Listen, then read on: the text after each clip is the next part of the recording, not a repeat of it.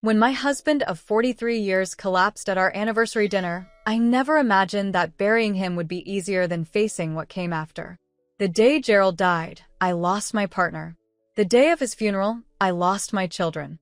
And the day of the will reading? Well, that's when all hell broke loose in ways even my favorite soap operas couldn't have scripted. If you're watching this and you've ever had family turn on you faster than sharks in bloody water, hit subscribe and tell me where you're from. Trust me, you'll want to stick around for this twisted family saga. I'll never forget the morning after Gerald's funeral. I was sitting at our kitchen table, the same oak monstrosity we'd bought when we first got married. My hands were wrapped around a coffee mug that had gone cold hours ago. Sleep hadn't visited me in days. Grief is exhausting that way. It hollows you out but refuses to let you rest. The doorbell rang, and I shuffled to answer it, still wearing the same black dress from yesterday. My daughter Melissa stood there, her husband Richard hovering behind her like a shadow. My son Jeffrey pulled up in his BMW just as I opened the door. "Mom," Melissa said, not bothering with a hug or even a hello. "We need to talk business." Just like that. Business. Her father wasn't even cold in the ground. I let them in because what else could I do? They were my children. The same little girl whose scraped knees I had bandaged, the boy I had taught to ride a bicycle. Now they strode into my home like corporate raiders, all sharp edges and cold eyes. We sat in Gerald's study. I'd avoided this room since he died, his reading glasses still perched on his leather-bound copy of Hemingway, his favorite pen still uncapped on a half-finished crossword puzzle. Jeffrey immediately took Gerald's chair behind the desk. The symbolism wasn't lost on me. "Mom," Jeffrey began, leaning forward with his hands steepled like he was about to close a deal. "We know this is a difficult time, but we need to be practical about Dad's estate." I nodded, still too numb to speak. Gerald had handled all our finances. For 43 years, I'd been the heart of our home, while he'd been the head. Now I felt headless, heartless, and completely unprepared. "The thing is," Melissa chimed in, her manicured nails tapping impatiently on the armrest, "Dad built quite an empire with his investments and businesses. His net worth is around $50 million. My breath caught. $50 million? I knew we were comfortable. Our house was paid off, we took nice vacations, and Gerald's retirement had been secure. But $50 million? That number seemed impossible. "We've been helping Dad manage his businesses for years," Jeffrey continued, as if reading from a script they'd rehearsed. "We know what he wanted." And what was that? I finally found my voice, though it sounded foreign to my ears. That's when the mask slipped. My daughter looked me straight in the eye and said, "Don't expect a dime from Daddy's $50 million net worth. We already divided everything." The words hung in the air like smoke. I couldn't breathe. "You'll die broke anyway," my son added with a smirk that transformed his face, Gerald's face, into something unrecognizable. I sat there, stunned into silence, as they outlined how they'd helped their father restructure his assets before his death. How they'd convinced him to put everything in their names. How they'd planned for my comfortable care in a retirement facility they'd selected, a glorified prison where I'd live out my days on their allowance. "It's for the best, Mom," Melissa said, her voice dripping with false sympathy. "You never understood money. You just waste it or get taken advantage of." "You should be grateful," Jeffrey added. "Most children would just abandon you." I looked at these strangers wearing my children's faces and wondered where I had gone wrong. Had I spoiled them? Had I not taught them enough about kindness and gratitude? Or was this greed something that had always been lurking, waiting for the right moment to emerge? When they finally left, promising to send over paperwork for me to sign, I collapsed onto Gerald's chair and sobbed until my throat was raw. Not just for Gerald, but for the family I thought we had. For the love I thought was unconditional. 3 days passed in a fog. I barely ate, barely slept. Friends called, but I let the machine pick up. What could I say? That my children were trying to steal my husband's legacy from under me? That I was about to be shipped off to some facility while they divided the spoils of our life together? On the 4th day, something changed. I was going through Gerald's closet, breathing in his scent from his shirts, when I found a small key taped to the inside of his favorite jacket, the one he wore on special occasions. It was small, possibly for a safety deposit box. I also found a business card tucked into the same pocket. Harold Winters, attorney at law. Not the family lawyer I knew, but someone else entirely. I called the number with shaking fingers. "Mrs. Davidson," Harold Winters said when I identified myself. "I've been expecting your call." Gerald left specific instructions. "We need to meet right away." The next morning, I dressed carefully for the first time since the funeral. I chose a simple navy dress. Gerald always said it brought out the blue in my eyes, and drove myself to the address Harold had given me. The law office was small but elegant, tucked away in a historic building downtown. Harold Winters himself was older than I expected, perhaps in his 70s, with kind eyes behind wire-rimmed glasses. "Mrs. Davidson," he said, shaking my hand firmly. "Gerald spoke very highly of you. I'm so sorry for your loss." "Thank you," I said, my voice still rusty from disuse. "I found your card and a key in my husband's jacket." Harold nodded, gesturing for me to sit. "Gerald came to see me 6 months ago. He was concerned about certain developments within your family." My heart sank. "What do you mean?" "Your husband was a very perceptive man, Mrs. Davidson, and very thorough." Harold opened a file on his desk. He had begun to notice a change in your children's behavior. Small things at first, questions about his investments, suggestions about estate planning. But then he discovered something troubling. Harold slid a document across the desk. It was a draft of a new will, naming Jeffrey and Melissa as the sole beneficiaries of Gerald's estate. I was mentioned only as a recipient of a modest monthly stipend. "Gerald never signed this," Harold explained. "Your son drafted it and had been pressuring your husband to execute it. When Gerald refused, things became unpleasant." I closed my eyes, picturing Gerald facing this betrayal alone, protecting me from the knowledge that our children were circling like vultures. "What did he do?" I asked, opening my eyes to face whatever truth was coming. "He created a new will," Harold said, producing another document. "The official one, properly executed and witnessed. And he left this for you." He handed me an envelope with my name written in Gerald's familiar handwriting. With trembling fingers, I opened it and began to read. "My dearest Margaret, if you're reading this, then I've left this world before I could shield you from what's to come. Forgive me for that. Forgive me also for not telling you about the changes in our children. I wanted to protect you from that pain for as long as possible. I've watched Jeffrey and Melissa transform over these past few years. Success has hardened them. Money has corrupted them. They see me now as a balance sheet rather than a father, and you as an inconvenience rather than their mother. It breaks my heart to write these words, but they must be said. They came to me 6 months ago with a new will they'd prepared, one that would have left you virtually penniless while they divided everything we've built together. When I refused, Jeffrey threatened to contest any will that didn't favor them. He implied that they would claim you had unduly influenced me, or that I wasn't of sound mind. So I've taken steps to protect you, my love. The will Harold has is ironclad.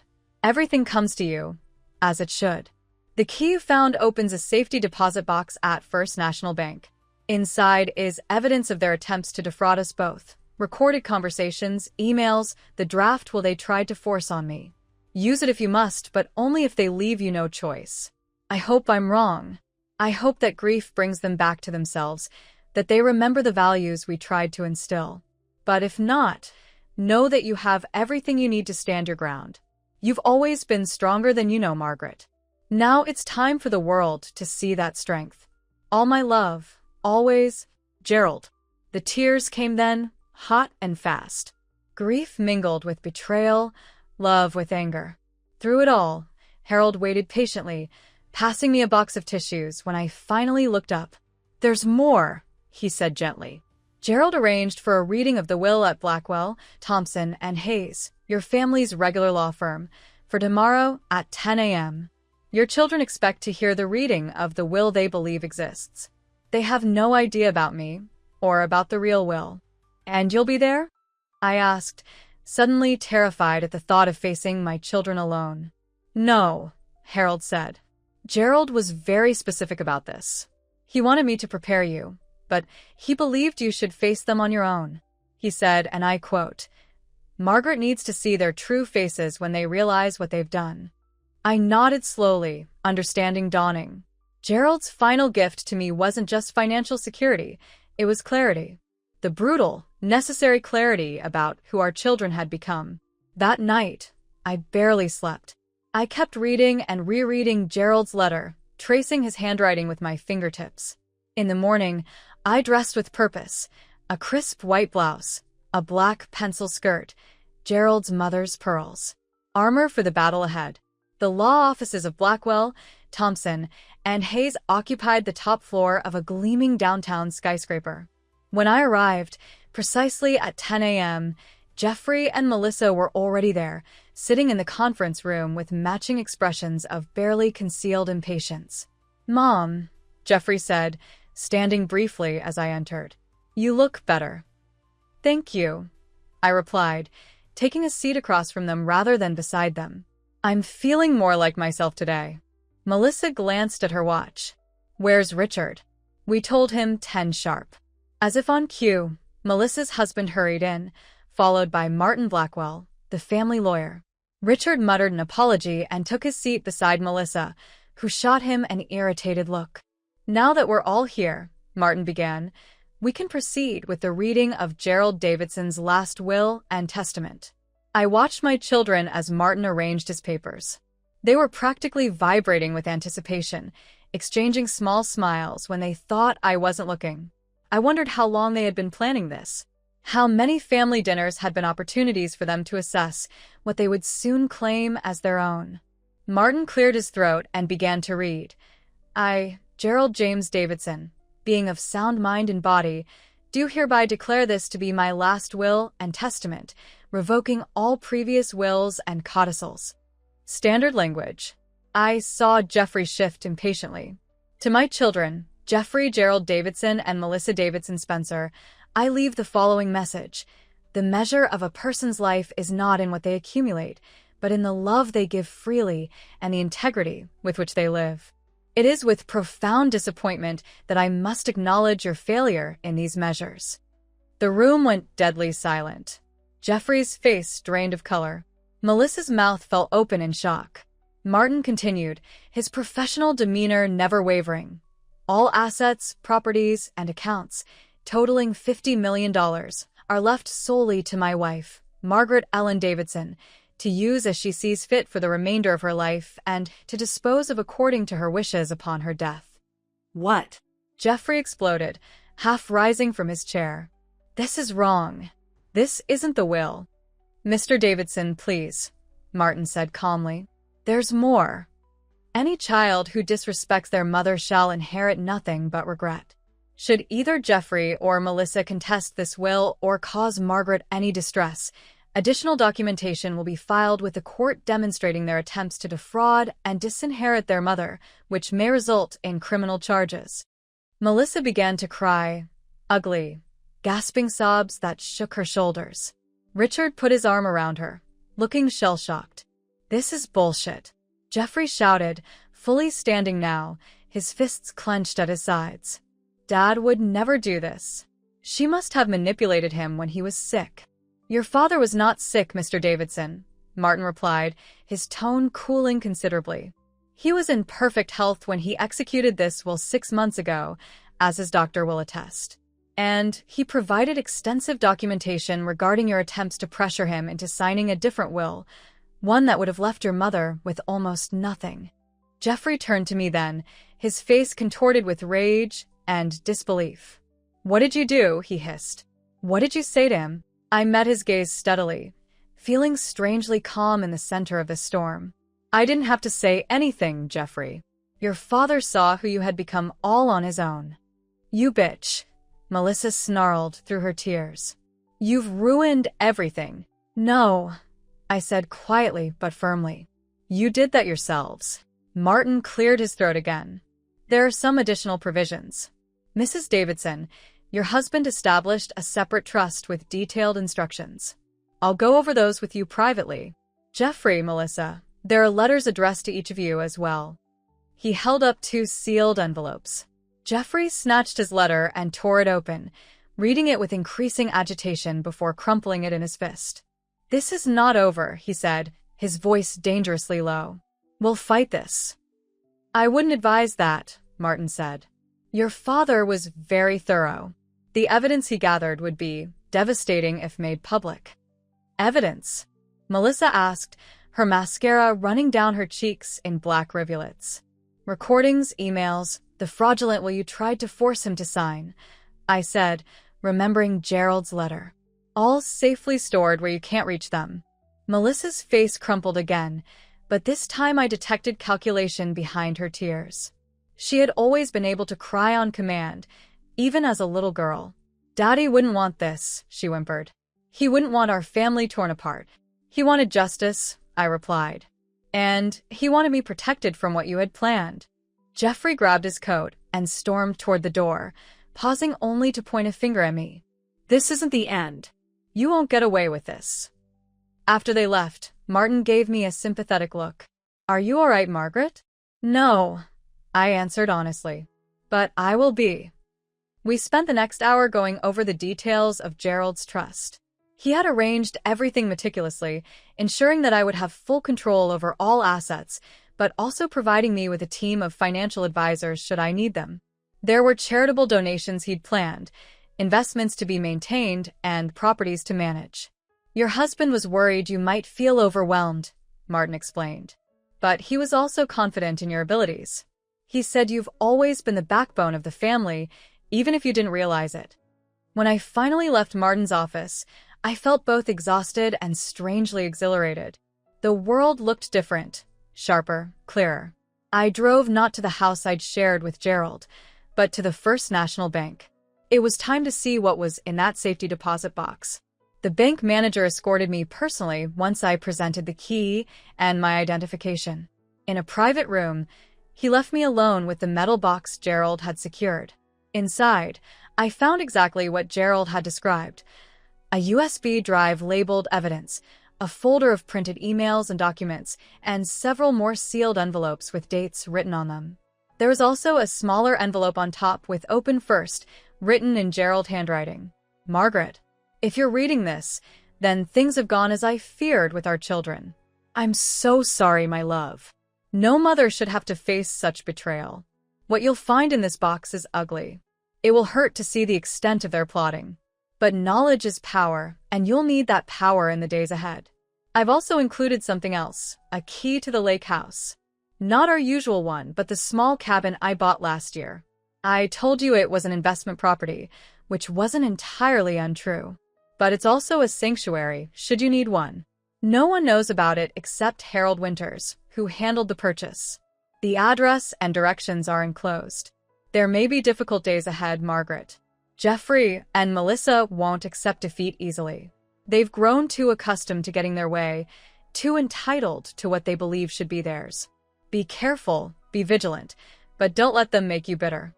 All my love, Gerald. I closed my eyes, overwhelmed by Gerald's foresight and love. Even from beyond the grave, he was trying to protect me, but he had also given me the tools to protect myself. I carefully packed everything back into the box, except for the key to the lake house and directions. Those I slipped into my purse. I wasn't ready to flee yet, but it was comforting to know I had somewhere to go if needed. By the time I arrived home, it was late afternoon. The house looked exactly as I had left it, but it felt different. No longer a mausoleum of grief, but a fortress I needed to defend. I checked that all the doors and windows were locked, then drew myself a bath and tried to process everything that had happened. The phone rang several times. I let the machine answer. Melissa, crying, begging me to understand that they'd only been trying to protect me from myself. Jeffrey, his voice cold, suggesting that we could work something out if I was reasonable. Friends calling to check on me, unaware of the war that had been declared in that law office. After my bath, I made myself a proper meal for the first time in days, a simple omelet and toast, but it tasted like triumph. I was just washing my plate when the doorbell rang. Through the peephole, I saw Richard, Melissa's husband, standing alone on the porch, shifting nervously from foot to foot. I hesitated, then opened the door, but left the security chain on. "Margaret," he said, looking relieved that I'd answered. "Can we talk? Just you and me?" "About what, Richard?" "About fixing this situation. About finding a compromise everyone can live with." His tone was reasonable, placating, the voice he used in his job as a mediator for corporate disputes. "There's nothing to fix," I replied. Gerald's wishes were very clear. "Please, Margaret. 5 minutes. That's all I'm asking." Against my better judgment, I closed the door, removed the chain, and let him in. Maybe there was a part of me that still hoped for reconciliation, some way to salvage what was left of our family. Richard sat stiffly on the edge of the sofa, declining my offer of coffee or water. "I want you to know," he began, "that I had no idea how far Jeffrey and Melissa were taking this. I knew they were concerned about the estate, but the way they spoke to you, what they planned, I never would have gone along with that." I said nothing, waiting. Men like Richard couldn't bear silence. They always rushed to fill it. "Melissa is devastated," he continued. "Not about the money," he added quickly, seeing my expression. "About what her father thought of her at the end. About how this has come between you. Is that why she called me a bitch this morning? Because she's devastated about our relationship." Richard winced. She was shocked. We all were. But now that we've had time to think, we just want to find a way forward. As a family. "And what does a way forward look like to you, Richard?" He leaned forward earnestly. "A fair division.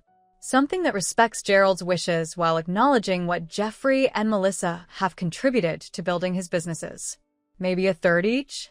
You'd still have more than enough to live comfortably for the rest of your life." I almost laughed. Even now, they were trying to negotiate me down from what was rightfully mine. "And if I refuse?" Richard's expression hardened slightly before he caught himself. "No one wants a prolonged legal battle, Margaret.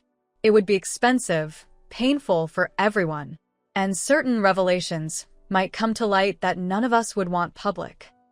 "Are you threatening me, Richard?" "Of course not," he backpedaled quickly. "I'm just saying there are aspects of Gerald's businesses that might not withstand close scrutiny.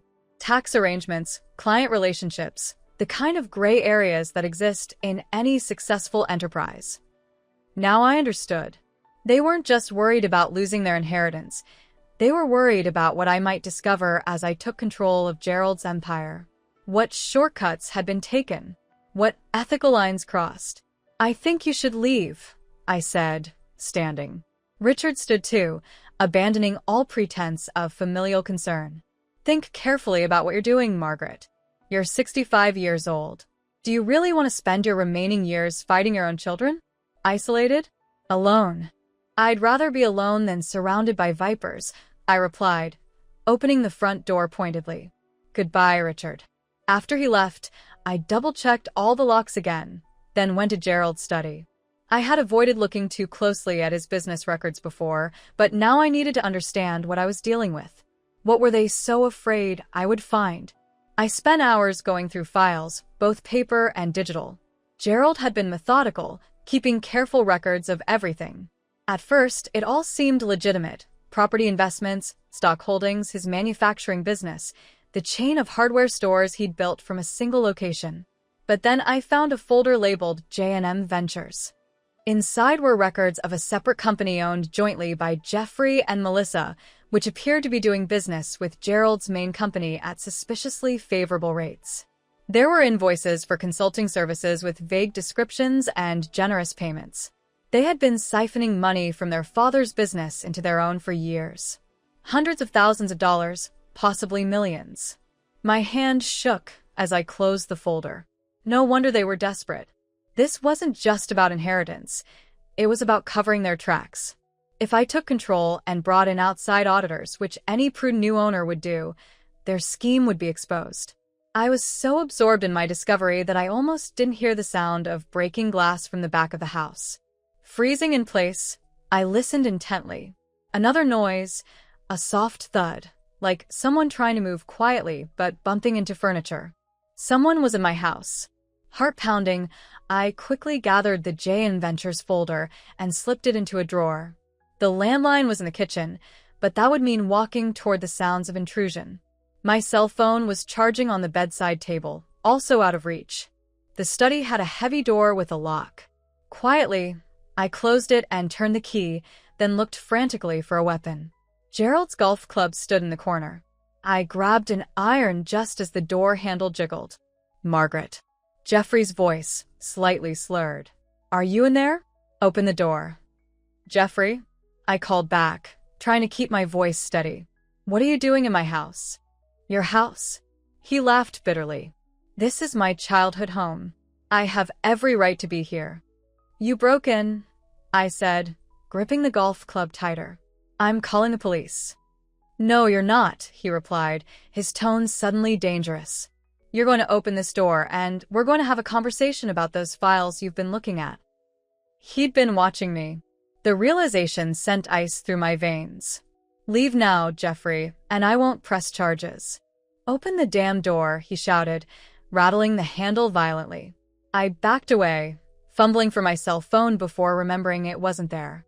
The study had a window, but it was 2 stories up, no way to escape that way, without serious injury. Jeffrey began to throw his weight against the door. It was solid oak, but the frame was groaning under the assault. It wouldn't hold forever. I looked around desperately for another option. Gerald's desk had a panic button installed underneath, a precaution he'd taken years ago after a break-in. Would it still work? I hadn't thought about it in years. I lunged for the desk, feeling underneath until my fingers found the small button recessed into the wood. I pressed it hard, hoping, praying that it would still summon help. The door frame splintered as Jeffrey crashed through, his normally immaculate appearance disheveled, his eyes wild. He reeked of alcohol. "Where are they?" he demanded, scanning the room. "Where are the files?" I raised the golf club.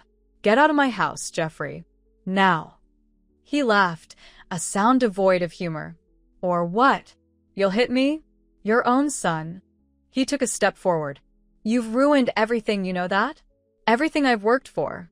Everything Dad built." "You mean everything you stole?" I replied, backing up until I hit the desk. "I saw the J&M Ventures files, Jeffrey. I know what you and Melissa have been doing." Fear flashed across his face, quickly replaced by rage. "You don't understand anything. Dad was holding us back. We deserved more. So you stole from him. Your own father."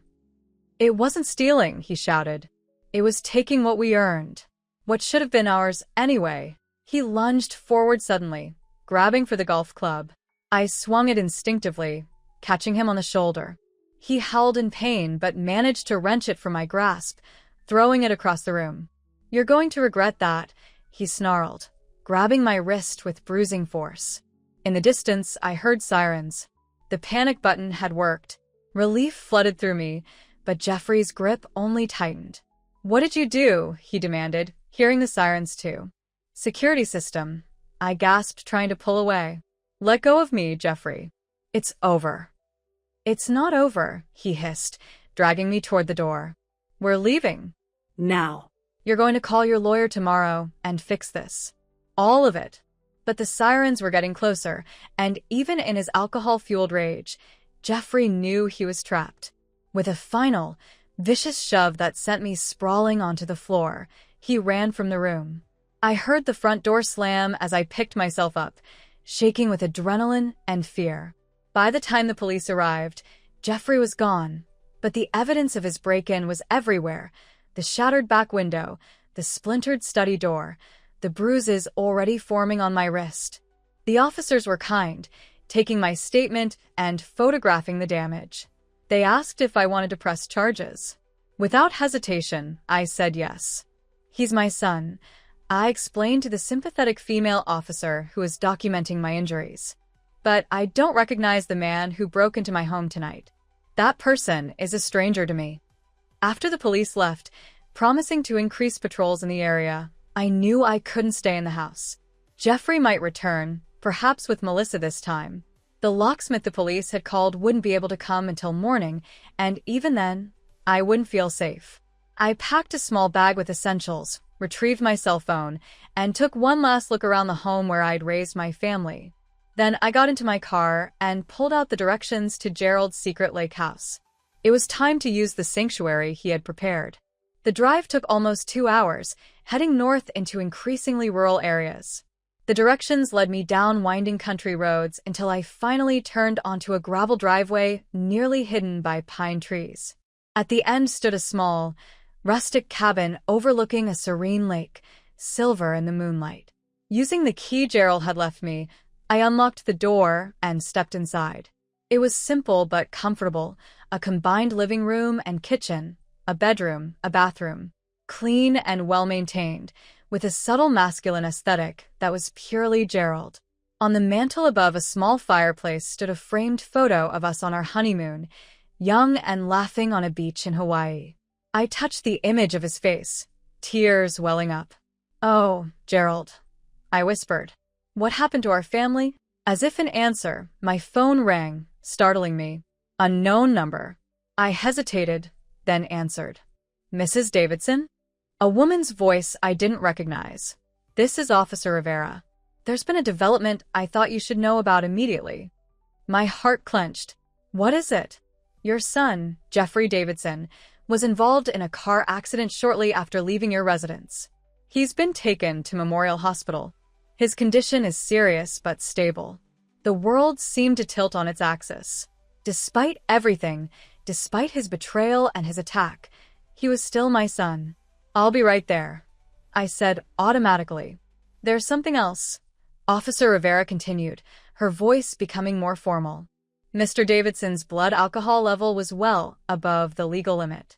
He's being charged with DUI, along with the breaking and entering charges from earlier." I sank onto the sofa, my legs suddenly unable to support me. "I understand. Thank you for letting me know."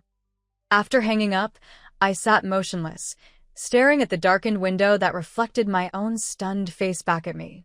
Jeffrey was in the hospital, injured, arrested.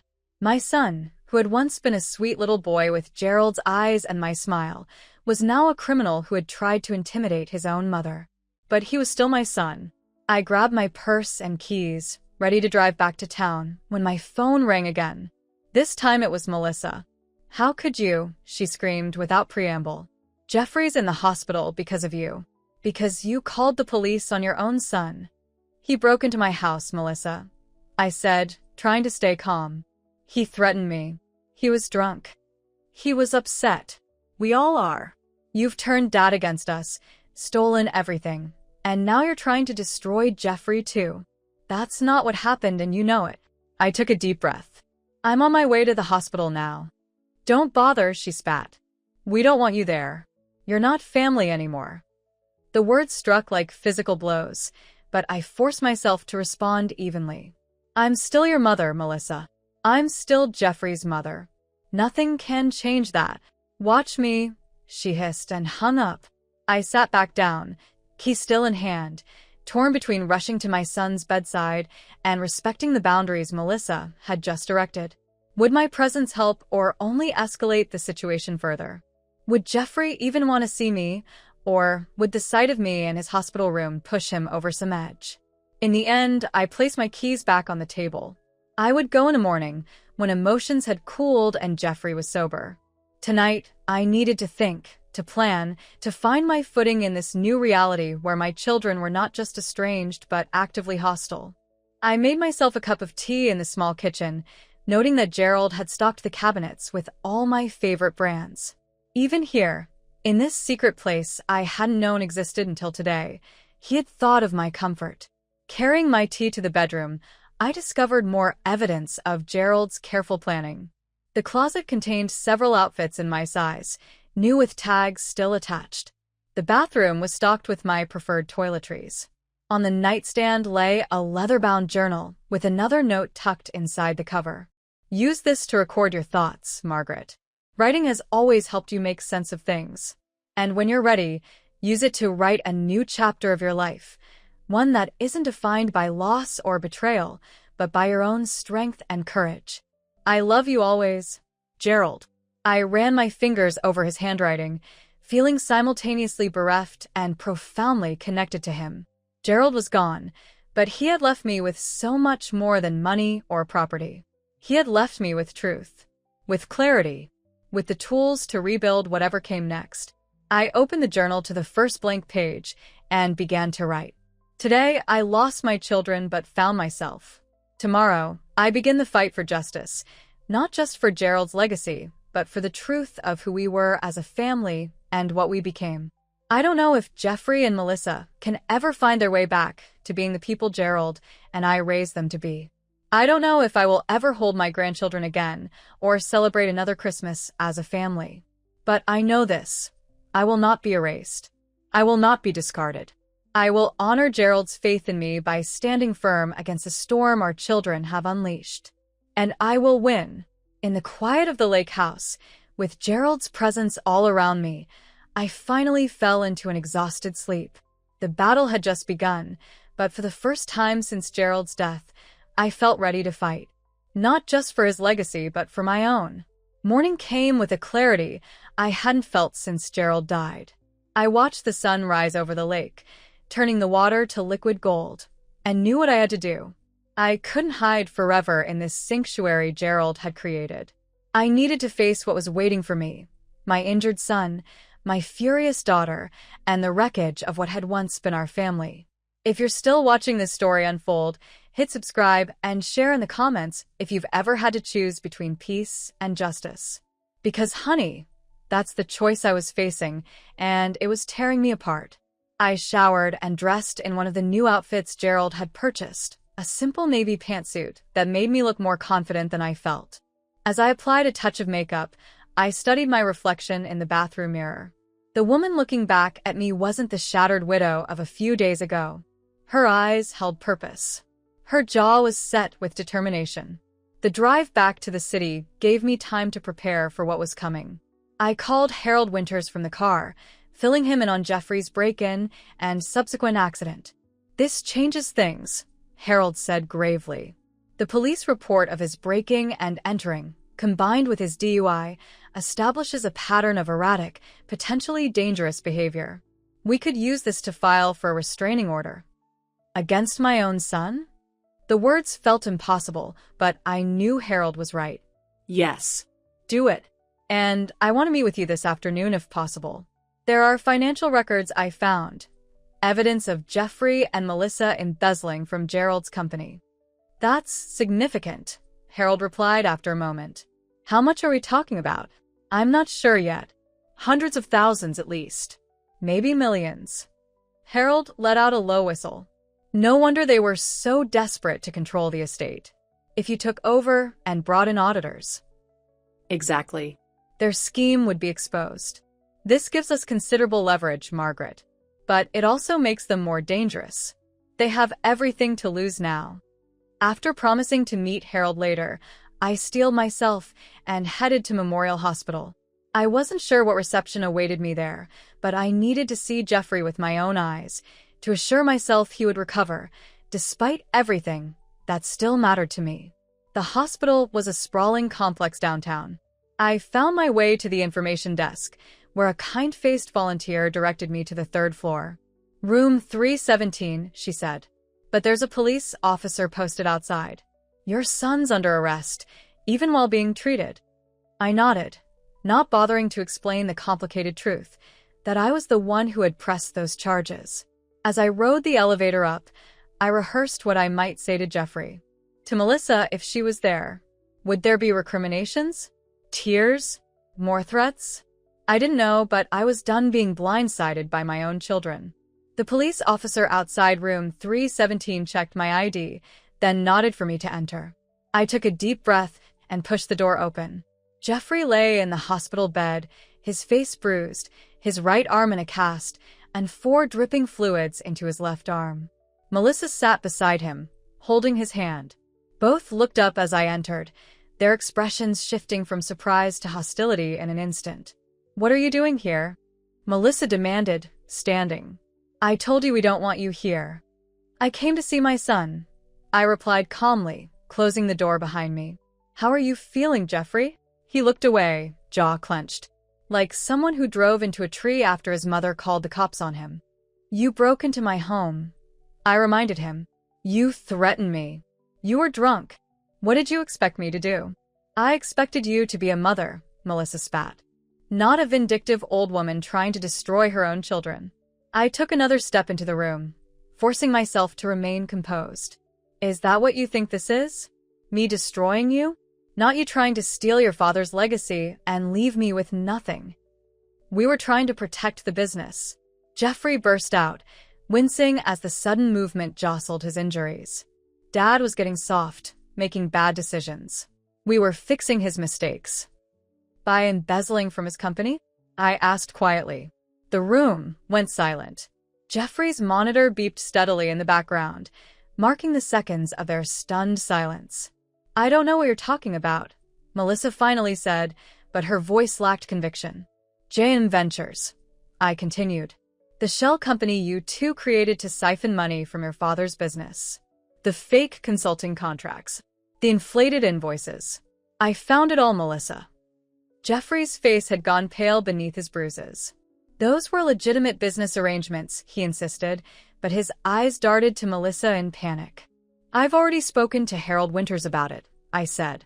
We're meeting this afternoon to discuss next steps, which could include a forensic audit and potentially criminal charges. You wouldn't, Melissa whispered, her composure cracking for the first time. You wouldn't send your own children to prison. I don't want to, I admitted, and it was the truth. Despite everything, the thought of them facing criminal charges made my heart ache. But that's up to you now. What do you want? Jeffrey asked, his voice now hoarse with fear rather than anger. I want what your father wanted. I want the truth acknowledged. I want his wishes respected. And I want my children back, the ones I raised, not these strangers who see me as nothing but an obstacle. Melissa gave a bitter laugh. Those children are gone, Mother. We grew up. We saw the world for what it is, a place where the strong take what they want and the weak get left behind. Is that what you think I am? Weak.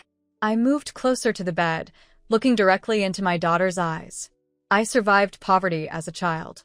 I worked 2 jobs to put myself through college. I helped your father build his business from nothing. I raised 2 children while managing a household and supporting your father through every crisis and triumph. I turned to Jeffrey. I held this family together through everything life threw at us. That's not weakness, Jeffrey. That's strength. The kind of strength that doesn't need to steal or threaten or manipulate to get what it wants. For a moment, I thought I saw something flicker in Jeffrey's eyes, a glimmer of the son I had known. But it vanished as quickly as it had appeared. Fine, he said coldly. What are your terms? My terms? To keep quiet about J&M Ventures. To not press charges for the break-in. To let us have something from Dad's estate. There must be a price. Everyone has a price. I studied my son's face, searching for any trace of remorse, any hint that he understood the moral bankruptcy of trying to bribe his way out of accountability. I found none. I'll have Harold draw up a proposal, I said finally. But understand this, I won't be threatened or manipulated anymore. Those days are over. As I turned to leave, Melissa called after me. This isn't just about money, you know. There are things you don't understand. Things Dad was involved in. I paused at the door. What things? She exchanged a look with Jeffrey, who gave a slight nod. Dad had partners. People who expected certain arrangements to continue after his death. People who won't be happy about this disruption. A chill ran down my spine. What was she implying? Your father was an honest businessman. Jeffrey gave a harsh laugh. Is that what you think? God, you really were clueless all these years. Explain? I demanded, turning back to face them fully. We'll discuss it when you bring your proposal, Melissa said, her composure returning, a calculating gleam in her eye. Just know that there are bigger players in this game than you realize. Players who expected Jeffrey and me to take over. I left the hospital with more questions than answers, my mind racing. What had Gerald been involved in that I didn't know about? Was this just another manipulation tactic from my children, or was there something darker lurking beneath the surface of our family's wealth? Harold was waiting in his office when I arrived, his desk covered with open files and legal pads filled with notes. Margaret, he greeted me, standing as I entered. How did it go at the hospital? I sank into the chair across from him, suddenly exhausted. They're trying new tactics, suggesting that Gerald was involved in something illegal, that there are partners who expected certain arrangements to continue. Harold's expression remained carefully neutral, but I caught a flicker of concern in his eyes. Did they elaborate? No. They're holding it over me, claiming we'll discuss it when I bring them a proposal to settle all this. Harold nodded slowly, making a note on his legal pad. It could be a bluff, a desperate attempt to regain leverage. Or, I prompted, sensing his hesitation. He sighed, removing his glasses and pinching the bridge of his nose. Or, there could be some truth to it. Gerald was successful in a cutthroat industry. Construction, real estate development, government contracts. These areas sometimes involve compromises. Are you saying my husband was corrupt? I felt a flare of indignation on Gerald's behalf.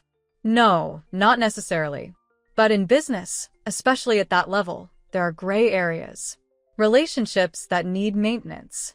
Expectations that aren't always documented in official paperwork. I thought of Gerald, his unwavering moral compass, his insistence on doing things the right way. Had that all been a facade? Had I been blind to a side of him I never knew existed? I need to know the truth, I said firmly. All of it. Harold nodded. I agree. But we need to approach this carefully. If, and I stress if, there's any substance to what Jeffrey and Melissa are implying, we could be dealing with dangerous people. What do you suggest? I have a contact, a former FBI agent who now works as a private investigator. Discreet, thorough, trustworthy. With your permission, I'd like to bring him in to look into these allegations. I hesitated only briefly before nodding. Do it. In the meantime, I want to dig deeper into Gerald's business records. There must be something there that would explain what Jeffrey and Melissa are talking about. Be careful, Margaret, Harold warned. If they're telling the truth, you could be stirring up a hornet's nest. I thought of Gerald's letter, his meticulous preparations to protect me. I need to know what I'm dealing with. My husband trusted me to handle this. I won't let him down.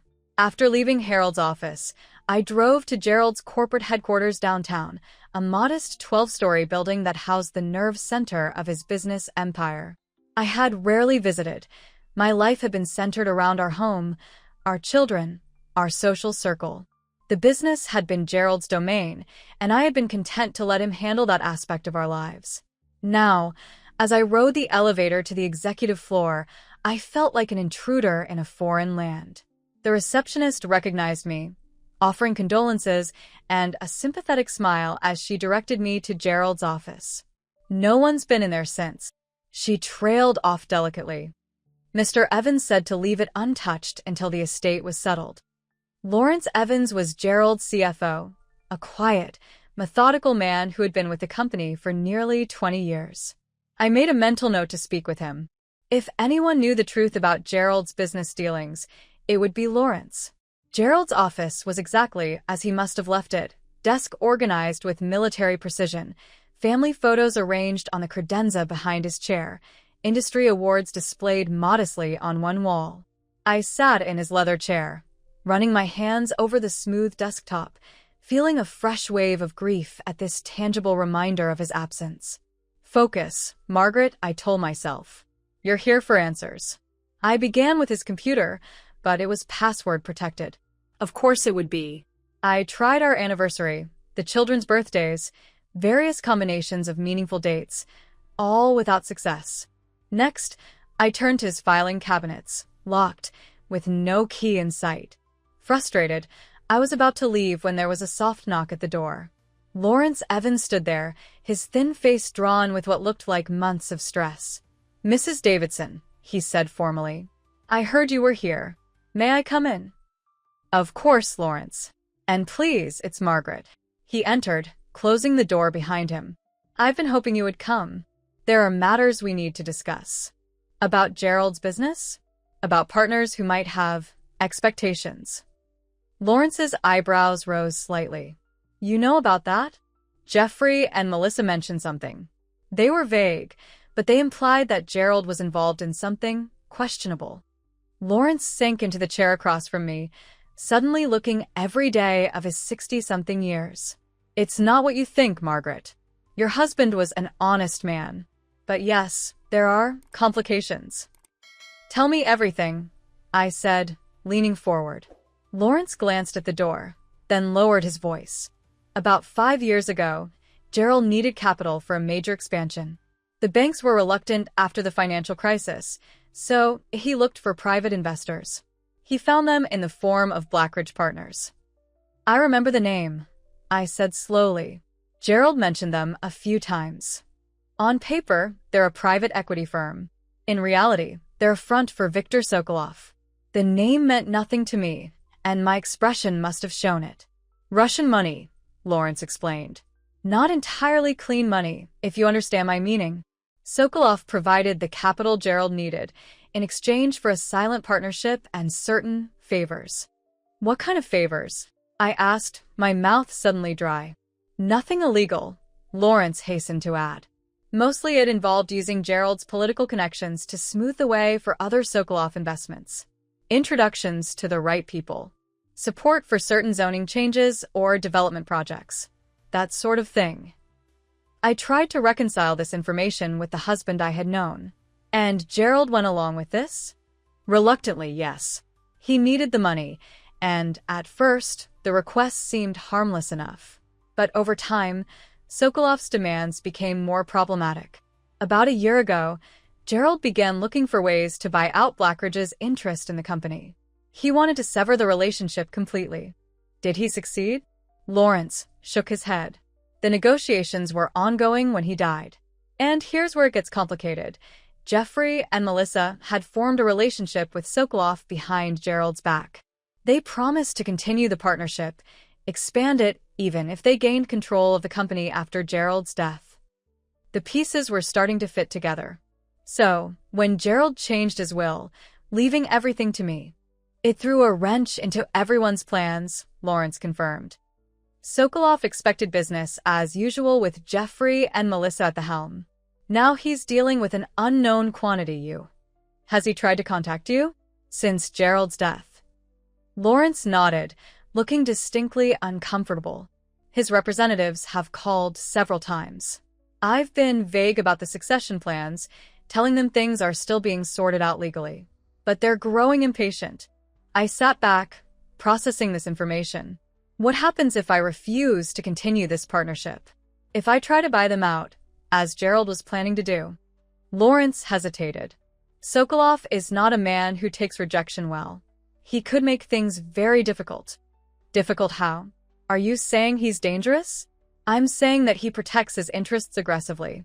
And right now, you control something he considers partially his. A new fear began to take root alongside my grief and anger.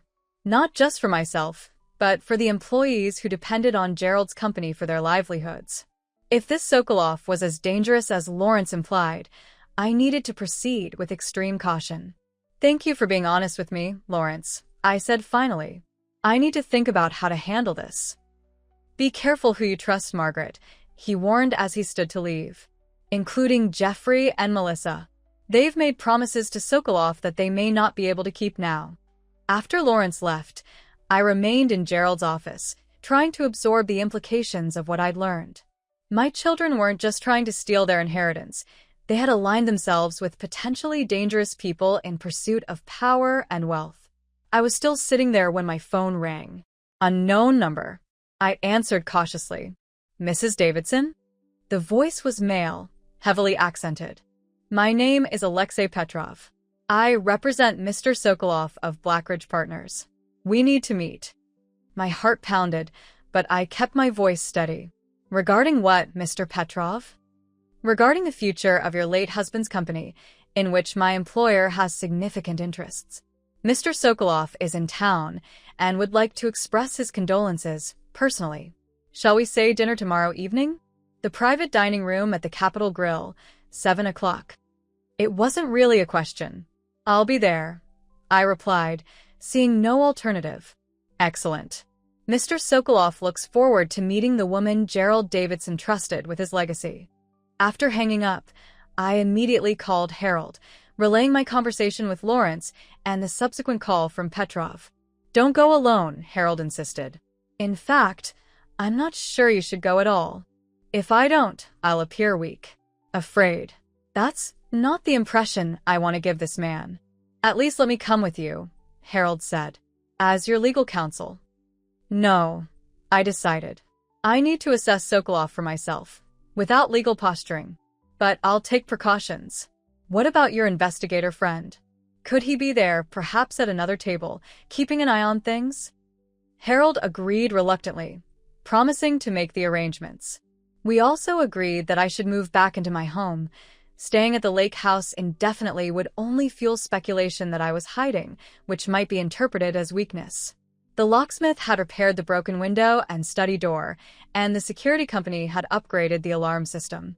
As an extra precaution, Harold arranged for a private security guard to watch the house overnight.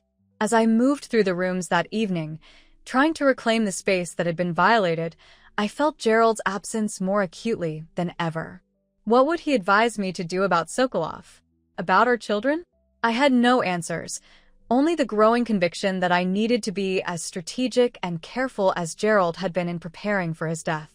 I slept fitfully, waking often to check that the security system was still armed, that the guard's car was still visible from my bedroom window. Morning came with a sense of resolve. I would meet Sokolov, assess the threat he posed, and find a way to protect what Gerald had entrusted to me. My phone chimed with a text from an unknown number. "We should talk before your dinner tonight." Café Bimuman, noon. Come alone. M. Melissa, wanting to meet on neutral ground. I texted back a simple "I'll be there" and began preparing for the day ahead.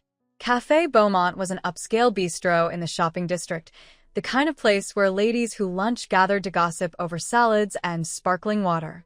Melissa was already seated at a corner table when I arrived, looking polished and composed in a designer suit that probably cost more than most people's monthly mortgage payment. "Mother," she greeted me coolly as I sat down across from her. "Thank you for coming." "You said we needed to talk," I replied, declining the waiter's offer of a menu with a shake of my head. "I'm listening." Melissa waited until the waiter had moved out of earshot before leaning forward. "You're having dinner with Viktor Sokolov tonight." It wasn't a question. News travels fast. In certain circles, yes.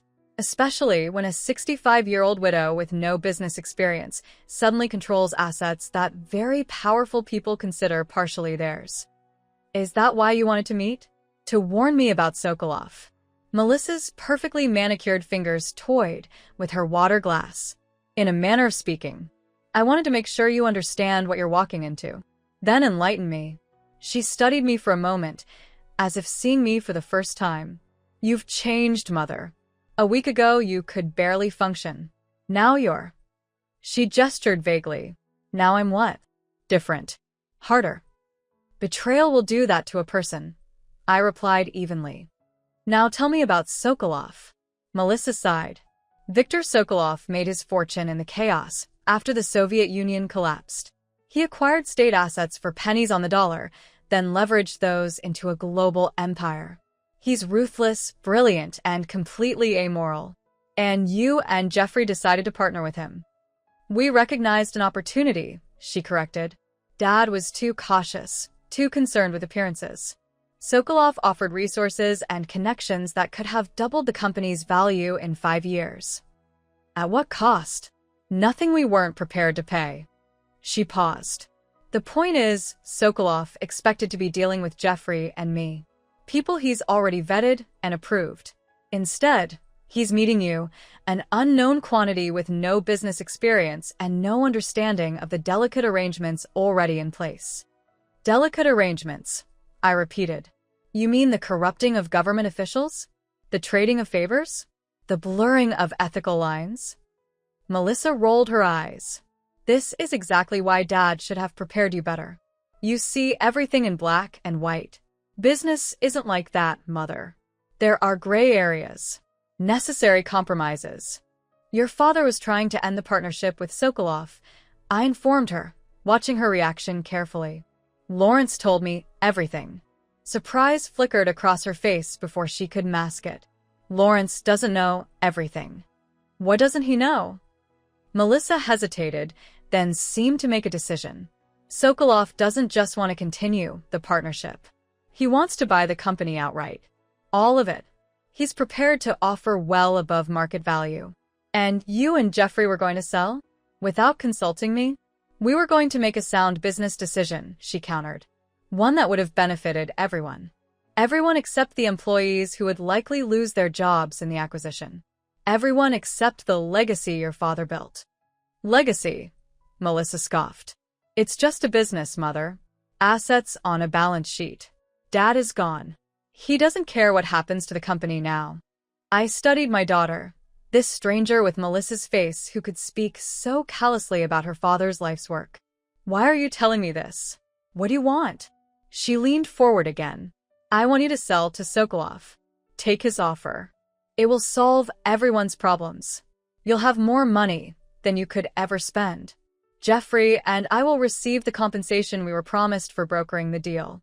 And you'll be free of a business you have no idea how to run. And if I refuse? Something like fear flickered in Melissa's eyes. Then you'll be making a powerful enemy. Sokolov doesn't take rejection well. So I've heard. I gathered my purse, preparing to leave. Is that all you wanted to say? There's one more thing. Melissa reached into her bag and pulled out an envelope. These were delivered to my house this morning. Addressed to you. I took the envelope warily. It was heavy, expensive paper, my name written in an elegant hand I didn't recognize. What is it? Photos, Melissa said grimly. Of you. At the lake house. Coming here today. Getting into your car outside Harold Winter's office. Sokolov is sending a message. He's watching you. A chill ran through me as I slipped the envelope into my purse without opening it. Thank you for delivering them. I'm not doing this for you, Melissa said, her voice hardening again. I'm trying to salvage what I can from this disaster you've created. Sell to Sokolov. It's the only sensible option. I stood, looking down at my daughter. This beautiful, intelligent woman I had raised, now so consumed by greed and ambition that she could rationalize any action, any betrayal. Goodbye, Melissa. I'll see you at the hearing for Jeffrey's restraining order next week. Her face flushed with anger. You're really going through with that? Your own son. My son broke into my home and threatened me. I reminded her. Actions have consequences. That's a lesson you and Jeffrey seem to have forgotten. I left the cafe with my head high, not letting Melissa see how shaken I was by the photos. Sokolov was having me followed, threatening me before we'd even met. The stakes had just been raised significantly. Back in my car, I finally opened the envelope. Inside were a dozen high-quality photographs, just as Melissa had described. Me entering and leaving the lake house. Me at Harold's office. Me walking into the cafe to meet Melissa. The message was clear. I was being watched. My movements tracked. My privacy invaded. There was also a note, written on the same heavy paper as the envelope. Mrs. Davidson, I look forward to our dinner this evening. I trust these images convey my serious interest in our discussion. I am a man who values thorough preparation. Until tonight. V.S. I called Harold immediately, described the photos and note, and arranged to meet him at his office. On the way there, I couldn't shake the feeling that I was being followed. Every car that stayed behind me for more than a few blocks became suspicious. Every pedestrian with a phone seemed like a potential photographer documenting my movements. Is this how Gerald had felt in his final months? Watched? Pressured? Cornered? Had the stress contributed to his sudden heart attack at our anniversary dinner? The thought made my grief sharpen into something else. Anger. Cold, clarifying anger. This man, this Sokolov, had intruded on my husband's peace of mind, perhaps even hastened his death. And now he was trying to intimidate me. Harold was waiting in his office with another man, tall, broad-shouldered, with the watchful eyes of someone who notices everything and reveals nothing. Margaret, this is Michael Reeves, the investigator I mentioned, Harold said, making the introductions. I've filled him in on the situation. Michael nodded, his handshake firm. Mrs. Davidson, I'll be at the Capitol Grill tonight, keeping an eye on things. I've also arranged for additional security at your home, and I've begun looking into Sokolov's operations here in the States. I handed over the envelope with the photos and note. He's already having me followed. Michael examined the photos with professional detachment. High-quality surveillance. Professional work. He pointed to details in several images. Angles, distances, clarity. These weren't taken by some thug with a smartphone. Sokolov hired specialists. To intimidate me, I said. Partly, Michael agreed. But also to gather information. Your routines, your contacts, your vulnerabilities. Standard procedure before a major negotiation or potential conflict. So what do I do? Cancel dinner? Michael shook his head. That would be perceived as weakness. You go, but prepared. I'll wire you, nothing complex, just a simple transmitter, so I can hear what's being said. If things go south, I'll intervene. And in the meantime, Harold added, we accelerate our own investigation into Sokolov's interests in Gerald's companies. We need to understand exactly what he wants and why. I think I already know, I said, remembering Melissa's revelation. He wants to buy the entire company. Melissa and Jeffrey were brokering the deal behind Gerald's back. They were going to sell everything Gerald built. Harold and Michael exchanged glances. That changes things, Harold said slowly. If Sokolov is pursuing an acquisition, there may be legitimate business reasons for his interest. But the surveillance, the intimidation tactics, those suggest something more. Like what? I asked. Like there's something in Gerald's company that Sokolov needs to control, Michael suggested. Something beyond normal business assets. The rest of the afternoon was spent preparing for my dinner with Sokolov. Michael fitted me with a discreet transmitter, a modified lapel pin that would allow him to hear everything said at the table. Harold briefed me on what we knew about Sokolov's business interests and possible motives. By the time I left to change for dinner, I felt as prepared as I could be, given the circumstances. I chose my outfit carefully, a simple but elegant black dress, pearl earrings Gerald had given me for our 30th anniversary, low heels that I could run in if necessary. As I fastened the transmitter pin to my dress, I caught sight of myself in the mirror and barely recognized the woman looking back at me. Gone was the broken widow, replaced by someone with purpose, with determination, with steel in her spine. The Capitol Grill was one of the city's most exclusive restaurants, a place where power brokers and the wealthy conducted business over perfectly cooked steaks and $400 bottles of wine. The maitre d' greeted me by name. Clearly, they had been told to expect me, and led me to a private dining room in the back. A man rose as I entered, tall, impeccably dressed in a bespoke suit, with silver hair and the kind of tan that comes from Mediterranean yachts rather than local beaches. Behind him stood two younger men, both with the watchful stillness of trained guards. Mrs. Davidson, the silver-haired man said, coming forward to take my hand. His accent was cultured, his English perfect, but with the faintest hint of his Russian origins. Viktor Sokolov. A pleasure to meet you at last, though I wish it were under happier circumstances. Mr. Sokolov, I replied, allowing him to kiss my hand in an old-world gesture that seemed calculated to disarm. Thank you for the invitation. And for the photos. They were illuminating. A smile touched his lips, appreciation flickering in his pale blue eyes. Direct. I like that. Gerald always spoke of you with great respect. Now I see why. He gestured to the table, already set with fine china and crystal. Please sit. We have much to discuss. As I took my seat, I was acutely aware of the transmitter pin, of Michael somewhere in the restaurant listening to every word. It gave me courage, knowing I wasn't truly alone in this predator's den. Wine. Sokolov offered, gesturing to a bottle already breathing on the table. No, thank you. I prefer to keep a clear head. He nodded, seeming unsurprised. As you wish. Shall we dispense with small talk, Mrs. Davidson? I sense you're a woman who appreciates directness. By all means.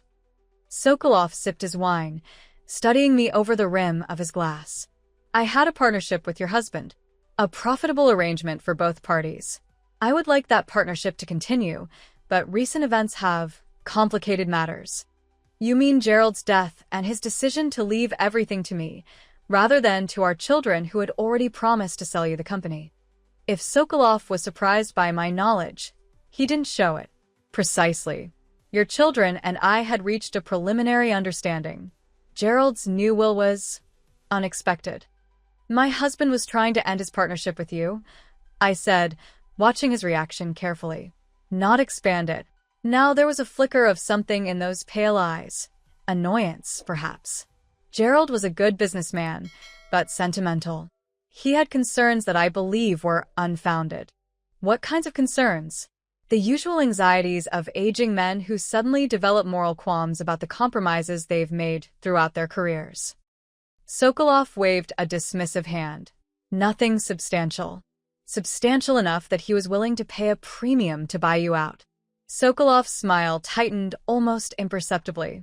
You seem very well informed for someone who, by all accounts, had no involvement in her husband's business affairs until a week ago. I'm a quick study. Evidently. He leaned forward slightly. So, let us be completely honest with each other, Mrs. Davidson. I want to acquire your husband's company. All of it.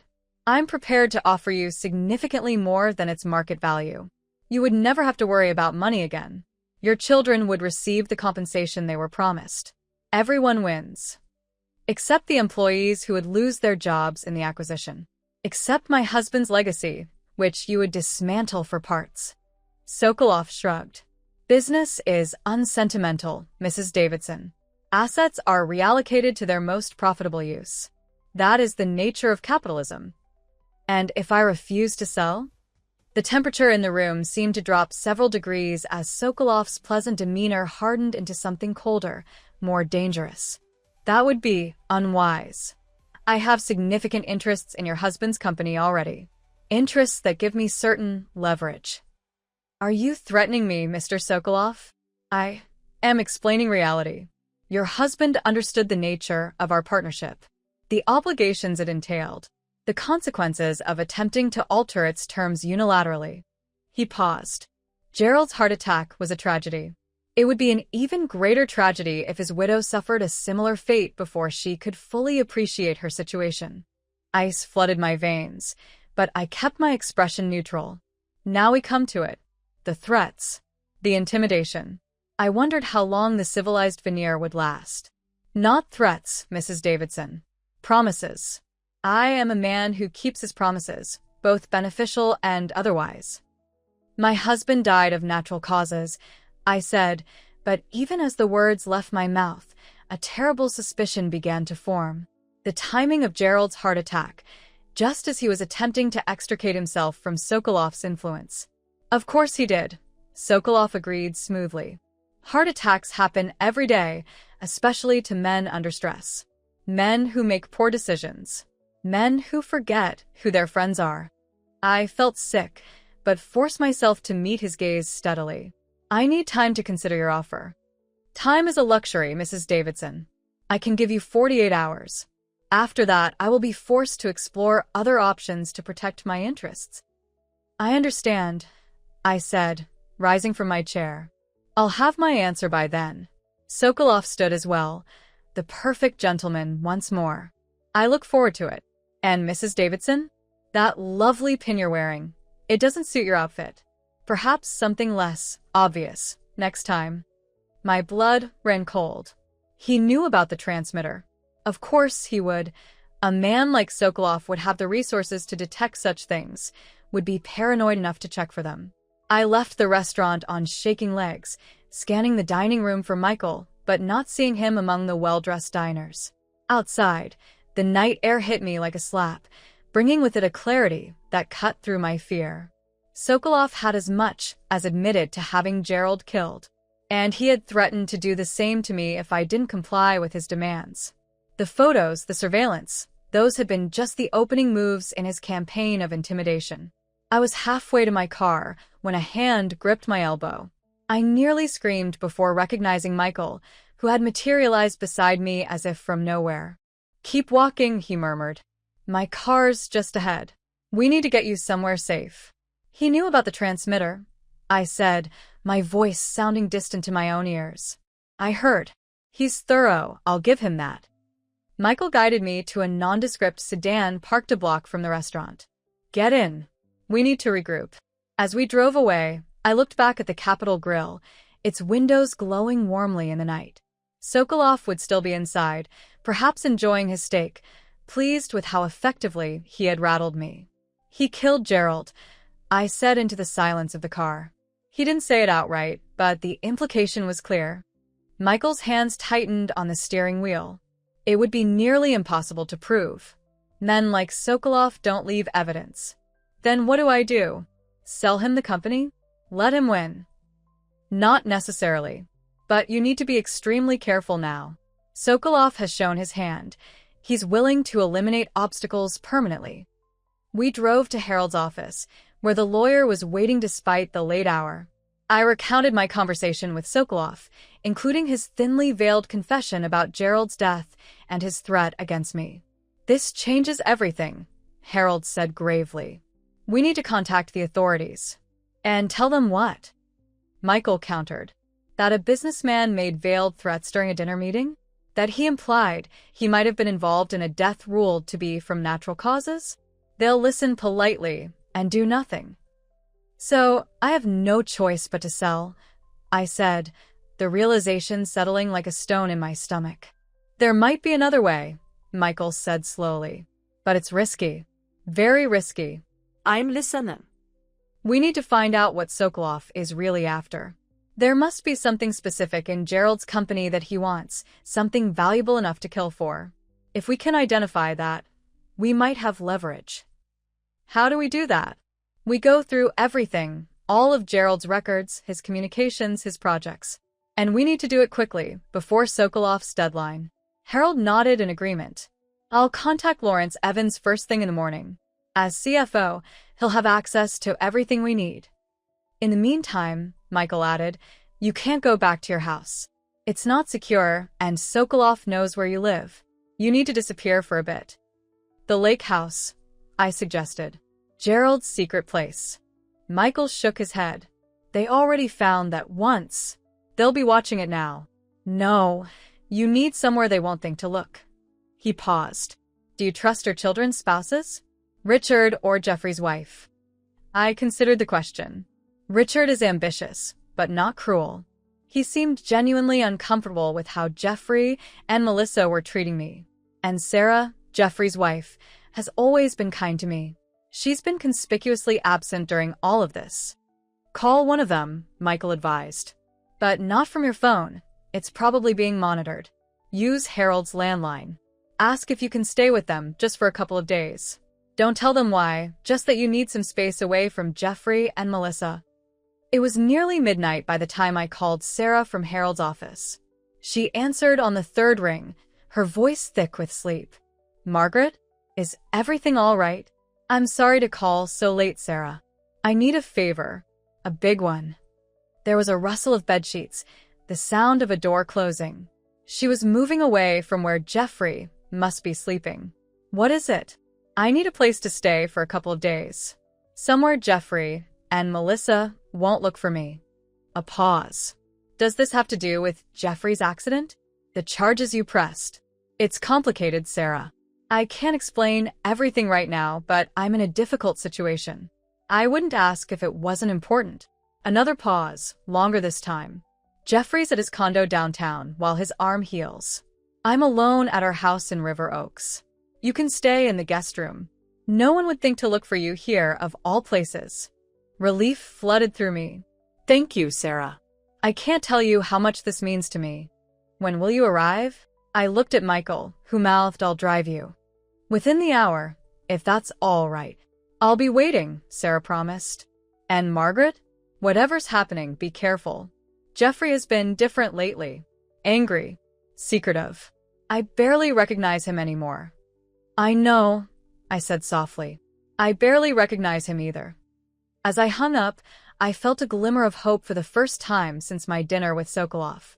I had somewhere to hide, allies in this fight, and the beginnings of a plan. Gerald had trusted me with his legacy for a reason. Now it was up to me to prove worthy of that trust, by uncovering the truth he had died trying to protect. The road ahead was dangerous, possibly deadly. But I was done being the grieving widow, the helpless mother betrayed by her children. It was time to become something else entirely, a woman willing to fight back against those who had taken everything from her. A woman with nothing left to lose. And in my experience, there's nothing more dangerous than that. Sarah's house was exactly what you'd expect from a woman who'd married into money but hadn't been born to it. Tasteful but trying too hard, like every piece of furniture had been selected to impress visitors rather than provide comfort. Still, it felt safer than anywhere else I could be right now. If you're still following my story, hit subscribe and comment if you've ever discovered a secret that changed everything you thought you knew about someone you loved. Because let me tell you, I was about to uncover the mother of all secrets. "The guest room is ready," Sarah said, leading me upstairs. She was still in her pajamas, a pink silk set that probably cost more than most people's entire wardrobes. "There are fresh towels in the bathroom, and I put out one of my nightgowns for you." "Thank you, Sarah," I said, genuinely grateful. "I know this puts you in an awkward position with Jeffrey." She paused at the doorway to the guest room, her expression troubled. "Jeffrey and I, things haven't been good between us for a while now. Even before Gerald died."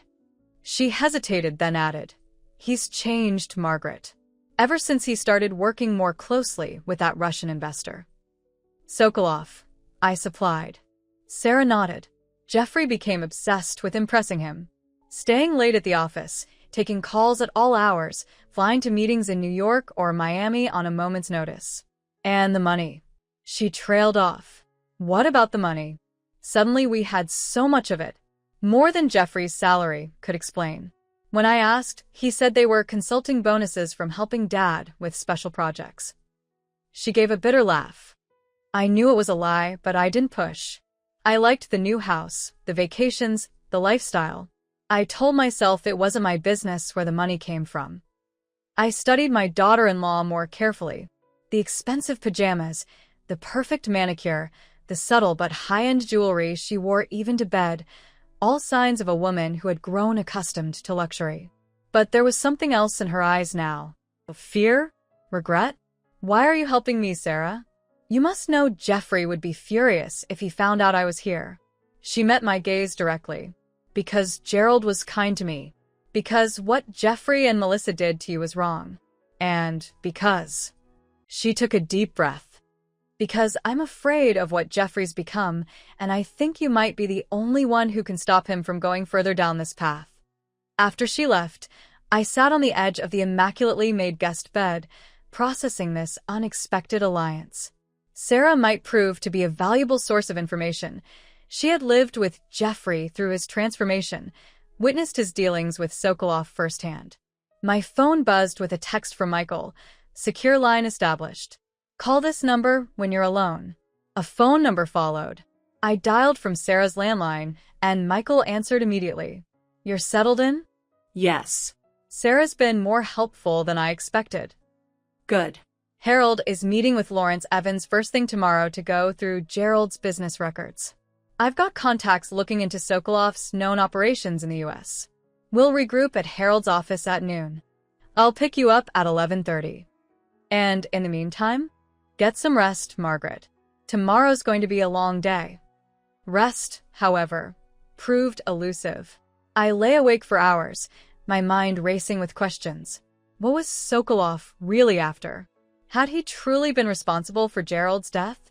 And most troubling of all, how deeply were my children involved? I must have dozed off eventually, because I woke to sunlight streaming through unfamiliar curtains and the smell of coffee wafting up from downstairs. For a moment, I felt disoriented, the events of the past days rushing back in a flood of anxiety and resolve. Sarah was in the kitchen, dressed for work in a tailored suit, her blonde hair pulled back in a sleek ponytail. "I made coffee," she said, pushing a mug toward me. "And there's yogurt and granola, if you're hungry." "Thank you."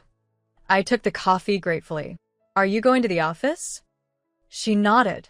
"I have client meetings I can't reschedule. Will you be okay here alone? The security system is on, and the housekeeper has the day off. I'll be fine. A friend is picking me up later." I hesitated, then asked, Sarah, do you have access to any of Jeffrey's business files? Anything related to Sokolov or J&M Ventures? Her expression became guarded. I don't snoop in Jeffrey's affairs. This isn't about snooping.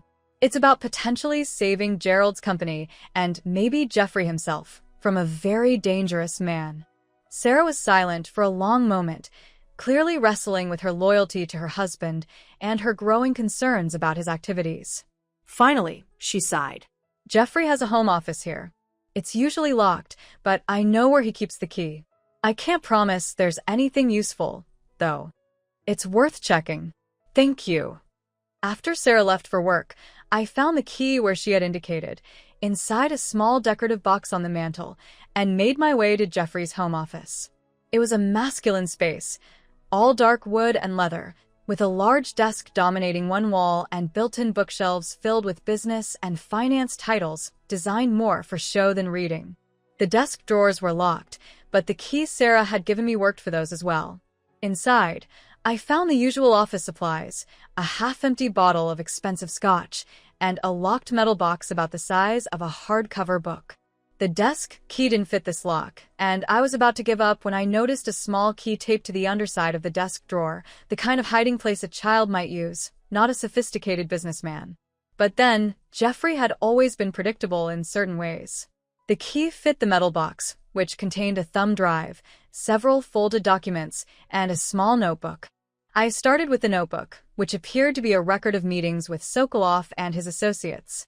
Jeffrey's handwriting was cramped but legible, full of abbreviations and shorthand that made complete sense only to him. Several entries caught my attention. VS concerned about Project Firewall. Says GD getting cold feet, threatening to pull out. Need to push harder on family angle. VS offering 15% above agreed compensation if deal closes by year end. Melissa wants 20%. Pushing too hard could backfire. GD discovered J&M accounts. Confrontation imminent. VS says to stall. Deny everything. Keep focus on succession planning. The last entry was dated just 2 days before Gerald's death.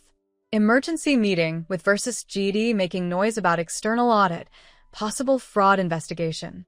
VS says situation must be resolved immediately. No room for errors or hesitation. My hands trembled as I set the notebook aside. This was as close to a smoking gun as I was likely to find, evidence that Sokolov had ordered Gerald's death when my husband threatened to expose whatever they were doing. Next, I examined the documents, legal agreements between J&M Ventures and several shell companies I didn't recognize, all signed by Jeffrey and Melissa. The language was dense with legal jargon, but the gist seemed to be that my children were facilitating property acquisitions for these companies in exchange for substantial consulting fees. Finally, I inserted the thumb drive into Jeffrey's computer. It was password protected, but I tried several combinations before hitting on the right one. Melissa's birthday followed by Jeffrey's, a pattern Gerald had always used and that Jeffrey had apparently inherited. The drive contained dozens of files, most labeled with project names that meant nothing to me. Firewall, Keystone, Artemis, BlackRock. I opened the Firewall folder first, since it had been mentioned in Jeffrey's notebook. Inside were maps, property assessments, zoning applications, and email exchanges with city officials. It took me several minutes of reading before I understood what I was looking at. Plans for a massive development project on land currently occupied by a middle-class neighborhood on the city's east side. One document in particular stood out, a confidential memo from the mayor's office indicating that the area would soon be designated for urban renewal, allowing for eminent domain seizures of private property at well below market value. The memo was dated 6 months in the future. This was insider information of the most valuable kind. With this knowledge, a developer could quietly buy up properties before the announcement, then sell them to the city at a massive profit once the urban renewal project was public. And one name appeared repeatedly in the acquisition strategy documents: Blackridge Partners, Sokolov's company. I was still processing this discovery when I heard the front door open downstairs. Quickly, I gathered the notebook and documents, returned the empty metal box to the drawer, and pocketed the thumb drive. I had just locked the office door when a voice called out, "Mom?" Are you here? Melissa. My heart pounded as I slipped the office key into my pocket and moved toward the stairs. Melissa? What are you doing here? She stood in the foyer, looking surprised to see me coming down from the second floor. I could ask you the same thing. I came to borrow Sarah's tennis racket for my lesson this afternoon. Her eyes narrowed suspiciously. Why are you at Jeffrey and Sarah's house? I thought quickly. Sarah invited me for coffee this morning. We've been talking about everything that's happened, trying to find some middle ground. Middle ground, Melissa repeated skeptically. After you pressed charges against Jeffrey? After you threatened to expose our business dealings? That's rich, Mother. We're still family, Melissa, despite everything. She gave a derisive laugh. Family. Is that why you're sneaking around Jeffrey's house while he's in the hospital and Sarah's at work? Looking for something to use against us. I'm not sneaking around. Sarah knew I was here. Did she know you were going through Jeffrey's office? Don't bother denying it. I can see the guilty look on your face. You never could lie convincingly. I straightened my spine, refusing to be intimidated in the face of her accusation. What's Project Firewall, Melissa? What are you and Jeffrey doing with Sokolov that required Gerald to be resolved? The color drained from her face. You don't know what you're talking about. I know enough. I know you and Jeffrey have been helping Sokolov acquire properties that are about to be seized through eminent domain. I know you've been using insider information from the mayor's office. I know Gerald found out and was threatening to expose you all. Melissa's composure cracked, fear flickering across her face before she masked it with anger. You have no idea what you're involved in, Mother. No idea who you're dealing with. Then enlighten me. She shook her head. It's too late for explanations. You need to sell to Sokolov. Today. It's the only way this ends without blood. Blood. I repeated, the word hanging in the air between us. Like Gerald's blood? Was that the resolution Sokolov ordered? Dad had a heart attack, Melissa insisted, but her voice lacked conviction. It was natural causes. Was it? Or did Sokolov have him killed when Gerald threatened to expose your scheme? You can't prove anything, she said, her voice dropping to a harsh whisper. And if you try, you'll end up like Dad. The threat hung in the air, all the more chilling coming from my own daughter. I studied her face, searching for any trace of the little girl I had raised, the child who had once climbed into my lap for comfort after skinning her knee. There was nothing of that girl left in the cold-eyed woman before me. I've already copied everything. I lied, hoping to protect myself if she discovered what I'd taken. The notebook, the documents, the files on the thumb drive. My lawyer has it all. If anything happens to me, it goes to the FBI and the district attorney. Uncertainty flickered in Melissa's eyes. You're bluffing. Am I? You said it yourself. I was never a good liar. Do I look like I'm lying now? She stared at me for a long moment, then reached for her phone. I need to make a call. To Sokolov? Go ahead. Tell him I know everything. Tell him I have proof that he ordered my husband's murder. Tell him I'm prepared to take it all public unless he backs off. Melissa's hand froze over her phone. You don't understand what he's capable of. I understand perfectly. The question is, do you? Are you really willing to be an accomplice to murder, Melissa? Because that's what you are if you make that call. Something shifted in her expression, a crack in the hard shell she had built around herself. For a brief moment, I glimpsed fear, genuine fear, in her eyes. It wasn't supposed to go this far, she said, her voice barely audible. We just wanted to make more money. To stop living in Dad's shadow. We never thought. Never thought what? That Sokolov would kill to protect his interests? That you'd become accessories to your own father's murder? She flinched as if I'd slapped her. We didn't know he was going to hurt Dad. He just said he'd handle the situation, make Dad see reason. By giving him a heart attack. The anger I'd been controlling broke free, my voice rising. Was that making him see reason? I don't know what happened. Melissa cried, tears suddenly welling in her eyes. Jeffrey dealt with Sokolov directly on that. He came home that night looking sick, wouldn't talk about it. The next day, Dad was dead. I asked Jeffrey if Sokolov had done something, but he shut me down. Said I didn't want to know. I felt physically ill. Your own father, Melissa. The man who gave you everything. Tears streaked her perfect makeup. I know, she whispered. God help me, I know. The sound of a car pulling into the driveway interrupted the moment. Through the front window, I saw Michael's sedan. I have to go, I said, gathering my purse. Melissa grabbed my arm. Wait. What are you going to do? What Gerald would have done. The right thing. They'll kill you, she said, real fear in her voice now. They'll kill all of us. Not if we move first. I pulled my arm free.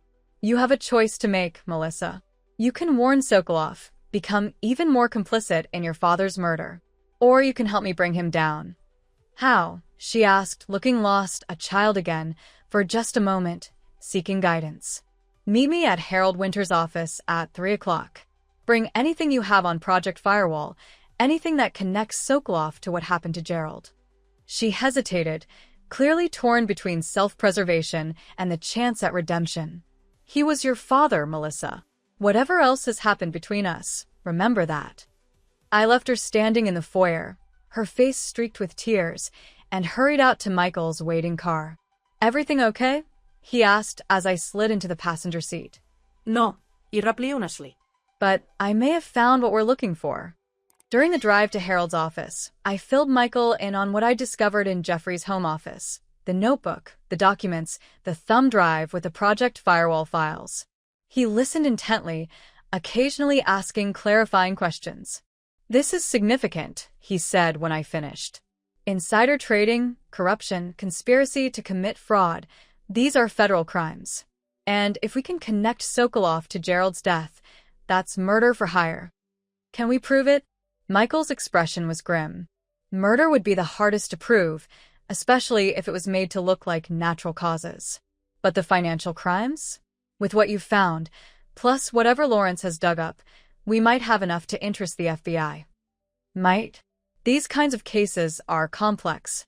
The connections between Sokolov and the actual criminal activities are probably deliberately obscured. And men like him have friends in high places, politicians they've bought, officials they've compromised. So, what do? We build the strongest case possible, then take it to someone who can't be bought or intimidated. I have a contact at the FBI, a senior agent who specializes in public corruption cases. If we can convince her that there's something here worth pursuing, she'll run with it. Harold and Lawrence were waiting when we arrived at the law office, both looking grave but determined. I handed over the thumb drive, and Lawrence immediately set to work examining the files while I briefed Harold on my confrontation with Melissa. Do you think she'll actually show up at 3? Harold asked skeptically. I don't know, I admitted. She seemed genuinely shaken. Finding out that your father was murdered, that you were unknowingly complicit, that would break through even the thickest armor. Unless she's playing you, Michael suggested, pretending remorse to buy time while she warned Sokolov. It was a possibility I hadn't wanted to consider, but he was right. The Melissa I thought I knew would never have been involved in any of this in the first place. The woman she had become was capable of layers of deception I couldn't begin to fathom. We'll know at 3, I said. In the meantime, let's focus on what we do know. Lawrence looked up from the computer where he'd been examining the thumb drive files. This is definitely what Sokolov is after, he said, gesturing to the screen. Project Firewall. It's massive, a complete redevelopment of the East Side, hundreds of millions in potential profit once the eminent domain proceedings go through. But why would he need to buy Gerald's company to make that happen? Harold asked. Lawrence's expression was troubled.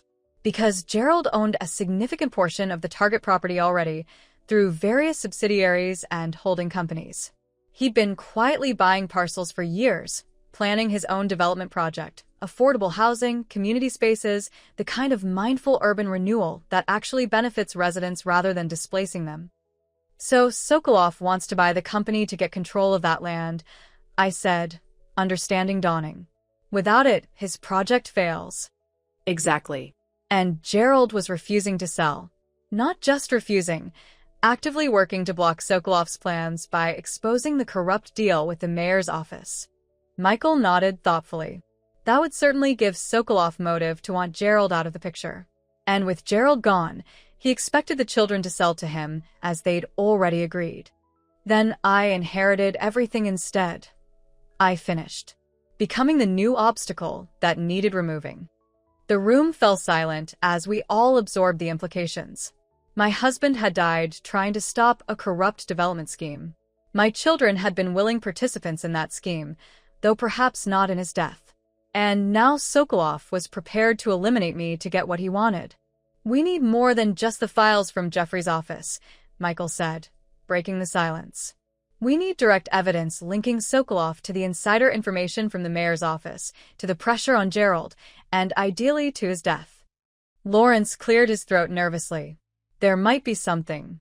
Gerald mentioned to me once that he had started recording all his meetings with Sokolov and his representatives.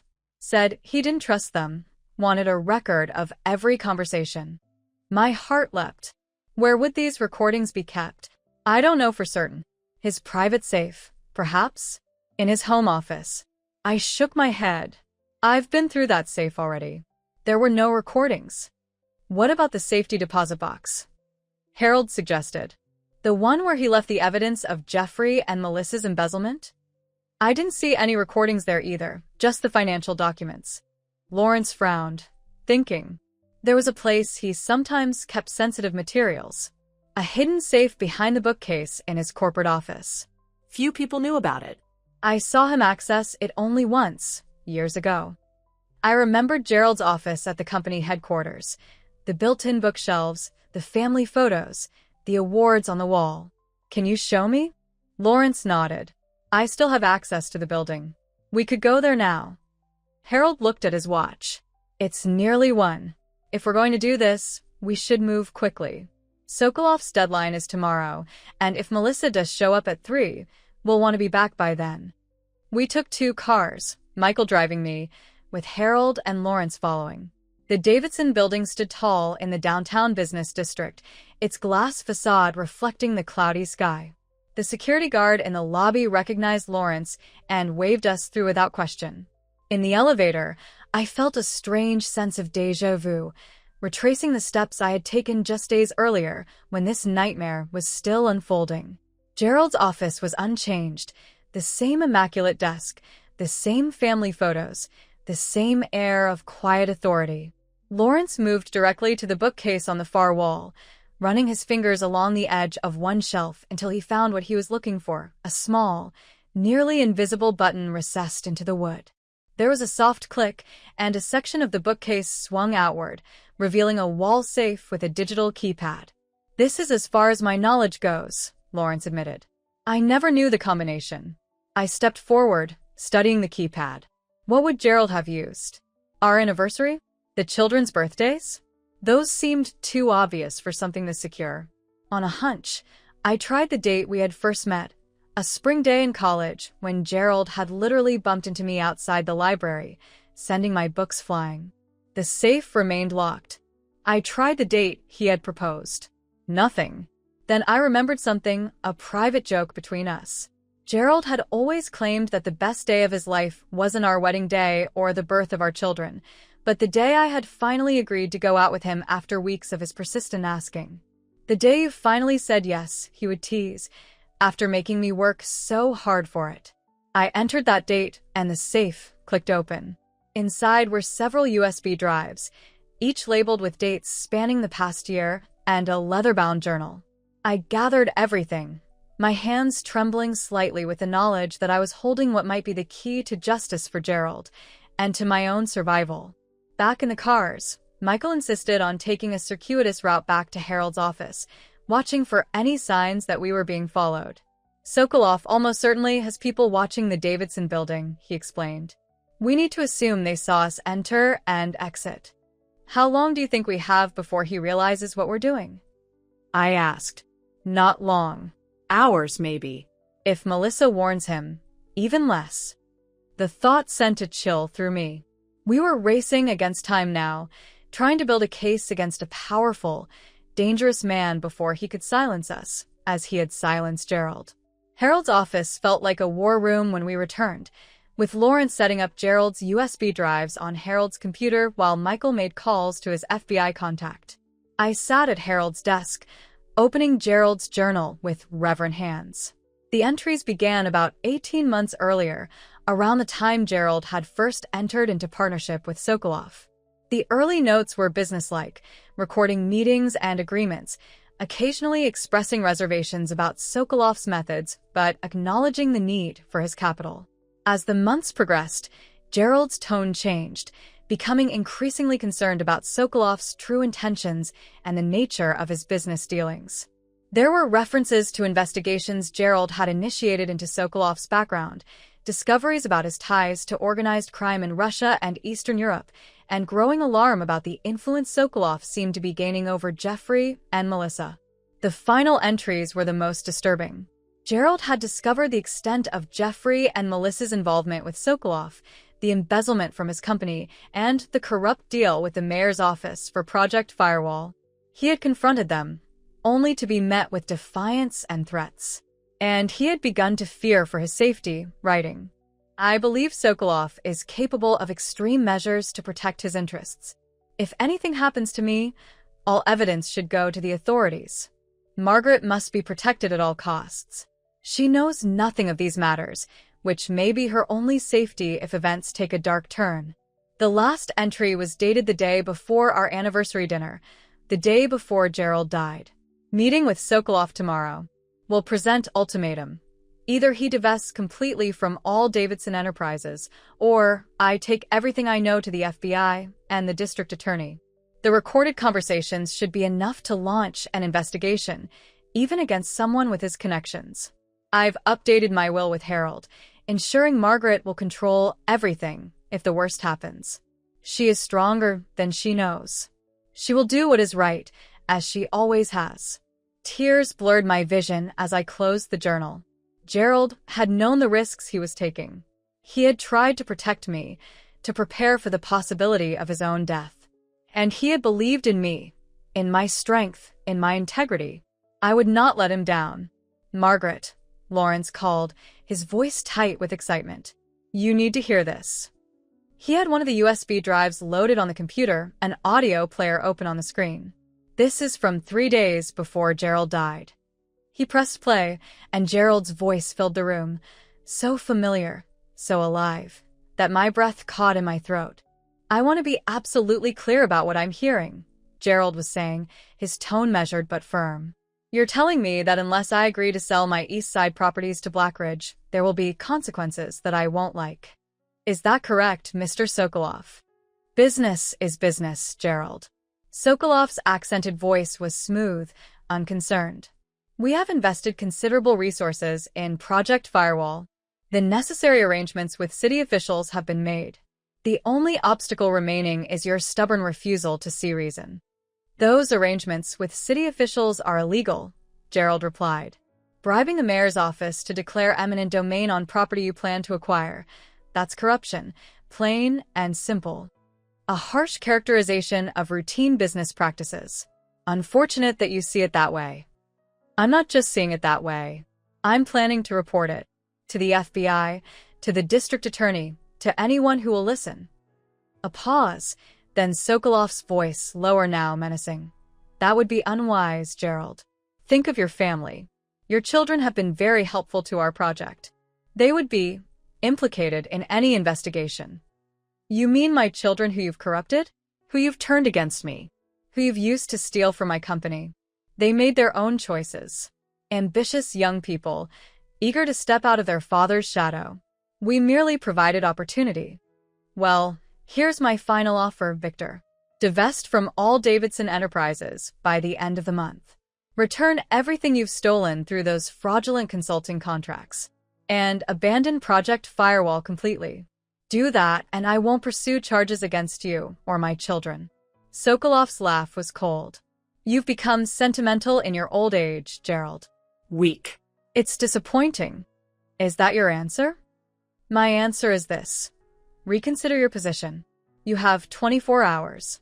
After that, I cannot guarantee your continued good health. Or your wife's." The recording ended, leaving us in stunned silence.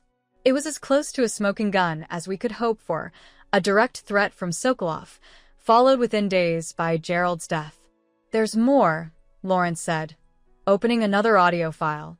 "This one is from the morning of your anniversary, the day Gerald died." This recording was shorter, just Gerald's voice, sounding tense but determined. "Victor called this morning, said he had reconsidered my offer and wanted to meet to discuss terms. I don't trust him, but I'll hear him out. Meeting him for lunch at the Palm. If anything happens to me, this entire file of recordings goes to the FBI. Margaret, if you're listening to this, I'm so sorry for keeping you in the dark. I thought I was protecting you. Know that I love you more than anything. You are the best part of my life, the heart of everything I've built. Trust yourself. You are stronger than you know." My tears flowed freely now, Gerald's final message to me breaking through the last of my composure. He had known he was walking into danger, had suspected that lunch might be his last. Yet he had gone anyway, determined to protect his company, his legacy, and me from Sokolov's corruption. "We have him," Michael said, his voice hard with satisfaction. Motive, opportunity, a direct threat followed by Gerald's death. Combined with the Project Firewall documents, the evidence of corruption, the insider trading, it's enough for my FBI contact to open a full investigation. Harold looked at his watch. "It's nearly 3. If Melissa is going to show up, it should be soon." As if summoned by his words, the office phone rang. Harold's receptionist announced that Melissa Davidson was in the lobby, asking to see me. "Send her up," Harold instructed, then turned to me. "Are you ready for this?" I nodded, gathering my composure. "I'm ready." Melissa entered the office alone, looking pale but composed, a manila envelope clutched in her hand. She took in the scene. The 4 of us gathered around Harold's desk, the computer with the audio player still open, Gerald's journal beside me, and seemed to deflate slightly. "You found it all already," she said, not a question but a statement of fact. "Gerald left recordings," I confirmed, "of his meetings with Sokolov, including the threats before his death." Melissa sank into a chair, the fight visibly draining out of her. "I brought what I have," she said, holding up the envelope. "Emails between Jeffrey and Sokolov about Project Firewall, the original proposal for J&M Ventures, documents showing how the money was moved." I studied my daughter's face, searching for signs of deception. "Why the change of heart, Melissa?" She couldn't quite meet my eyes. I listened to the recording of Dad's last meeting with Sokolov. Jeffrey had a copy. He kept it as insurance, I guess. Hearing Dad's voice, the way he tried to protect us even after what we'd done. She trailed off, then continued in a smaller voice. "I didn't know Sokolov had threatened to hurt you too. I swear, Mom, I didn't know how far it had gone." "But you suspected Sokolov was involved in Gerald's death," Michael pressed. "You just didn't want to know for sure." Melissa nodded miserably. It was easier not to ask questions, to tell myself it was just a heart attack, a terrible coincidence. "And now?" I asked. "Now I want him to pay for what he did to Dad." She handed me the envelope. "This won't make up for what Jeffrey and I did, but maybe it helps build the case against Sokolov." Michael took the envelope, quickly scanning its contents. "This is useful," he confirmed. "Establishes the timeline, the direct connections between Sokolov and your children, the specific plans for Project Firewall. Have you spoken to Jeffrey about this?" I asked Melissa. She shook her head. "He's still in the hospital. And honestly, I don't think he'd agree with what I'm doing. He's in too deep with Sokolov, too afraid of what might happen if he turns against him." "And you're not afraid?" A bitter smile touched her lips. "Terrified. But Dad stood up to Sokolov knowing the risks. How can I do any less?" It was the first glimpse of the daughter I had raised that I'd seen since this nightmare began, a flicker of the moral courage Gerald and I had tried to instill in our children. It gave me hope, however faint, that something of our family might be salvaged from this wreckage. "What happens now?" Melissa asked, looking between us. Michael answered, "All business. I'm meeting my FBI contact in an hour. With what we have, they should be able to move quickly, warrants for financial records, surveillance on Sokolov, interviews with everyone involved. Including me and Jeffrey, Melissa said, understanding the implications. Yes. There will be consequences for your actions. The embezzlement, the insider trading, the conspiracy with Sokolov. These are serious crimes. Melissa nodded, accepting this reality with surprising composure. I understand. We deserve whatever comes. However, Harold interjected, your cooperation now could significantly affect how the prosecution proceeds, especially if you're willing to testify against Sokolov. I am, she said without hesitation. Whatever it takes to bring him down. Michael checked his watch. We need to move. Sokolov's deadline is tomorrow morning, but once he realizes what we're doing, he won't wait. We need to get all of this evidence into the FBI's hands immediately. What about Margaret's safety? Harold asked. If Sokolov suspects she's building a case against him. I've arranged for a safe house, Michael replied. A place not connected to any of us, where Margaret can stay until the FBI makes its move. I'll need to get some things from home first, I said, thinking of clothes, medications, Gerald's letters, the tangible connections to my life that I wasn't ready to abandon. Michael shook his head. Too risky. Your house is almost certainly being watched. We'll get you whatever you need. The lake house, then, I suggested. I left some essentials there. Also, too obvious. Sokolov found it once already. Melissa spoke up hesitantly. I have a cabin. In the mountains about 3 hours from here. A weekend place I bought last year with money I shouldn't have had. No one knows about it except me. Not even Jeffrey or Richard. Michael considered this. Address? Melissa wrote it down on a slip of paper. It's fully stocked with basic supplies. The key is hidden under the planter on the back porch. Michael nodded, making a decision. It could work. Unexpected, off the grid, no obvious connection to Margaret. He turned to me. Are you comfortable with this? I looked at Melissa, this daughter, who had betrayed me, yet was now offering sanctuary. Yes, I said finally. I'll go there. The plan came together quickly after that. Michael would take the evidence to his FBI contact while Harold prepared legal documents detailing everything we had discovered. Lawrence would continue going through Gerald's recordings for additional evidence. And I would go to Melissa's cabin, accompanied by a security professional Michael trusted, to wait until it was safe to emerge. As we prepared to leave, Melissa pulled me aside, her expression troubled. Mom, there's something else you should know. About Jeffrey. What is it? She hesitated, clearly struggling with loyalty to her brother versus the truth. After you left Sarah's house this morning, I called Jeffrey. Told him what you'd found, that you were building a case against Sokolov. My blood ran cold. You warned him. I was confused, scared. I didn't know what to do. She took a deep breath. Jeffrey said he was going to call Sokolov. Said we needed his protection now more than ever. And did he? Call Sokolov. I don't know. I hung up and came straight here. Her eyes filled with tears. I'm sorry, Mom. I've made such a mess of everything. The revelation that Jeffrey might have already alerted Sokolov changed everything. Our carefully constructed timeline was now compressed to minutes, not hours. Michael, I called urgently. We need to move. Now. Sokolov may already know what we're doing. As if on cue, Harold's phone rang. His receptionist's voice came through the speaker, sounding unnaturally calm in a way that suggested the opposite. Mr. Winters, there are some gentlemen here to see Mrs. Davidson. They say it's urgent. They're very insistent. Michael moved immediately, peering through the partially closed blinds down to the street below. Black SUV out front. 2 men in the lobby, probably more in the vehicle. He turned to us, his expression grim. Sokolov's people. Is there another way out? I asked Harold. Service elevator in the back, he replied. Goes down to the parking garage. Michael nodded. Take Margaret and Melissa that way. Lawrence, you go with them. I'll handle our visitors. Buy you some time. How?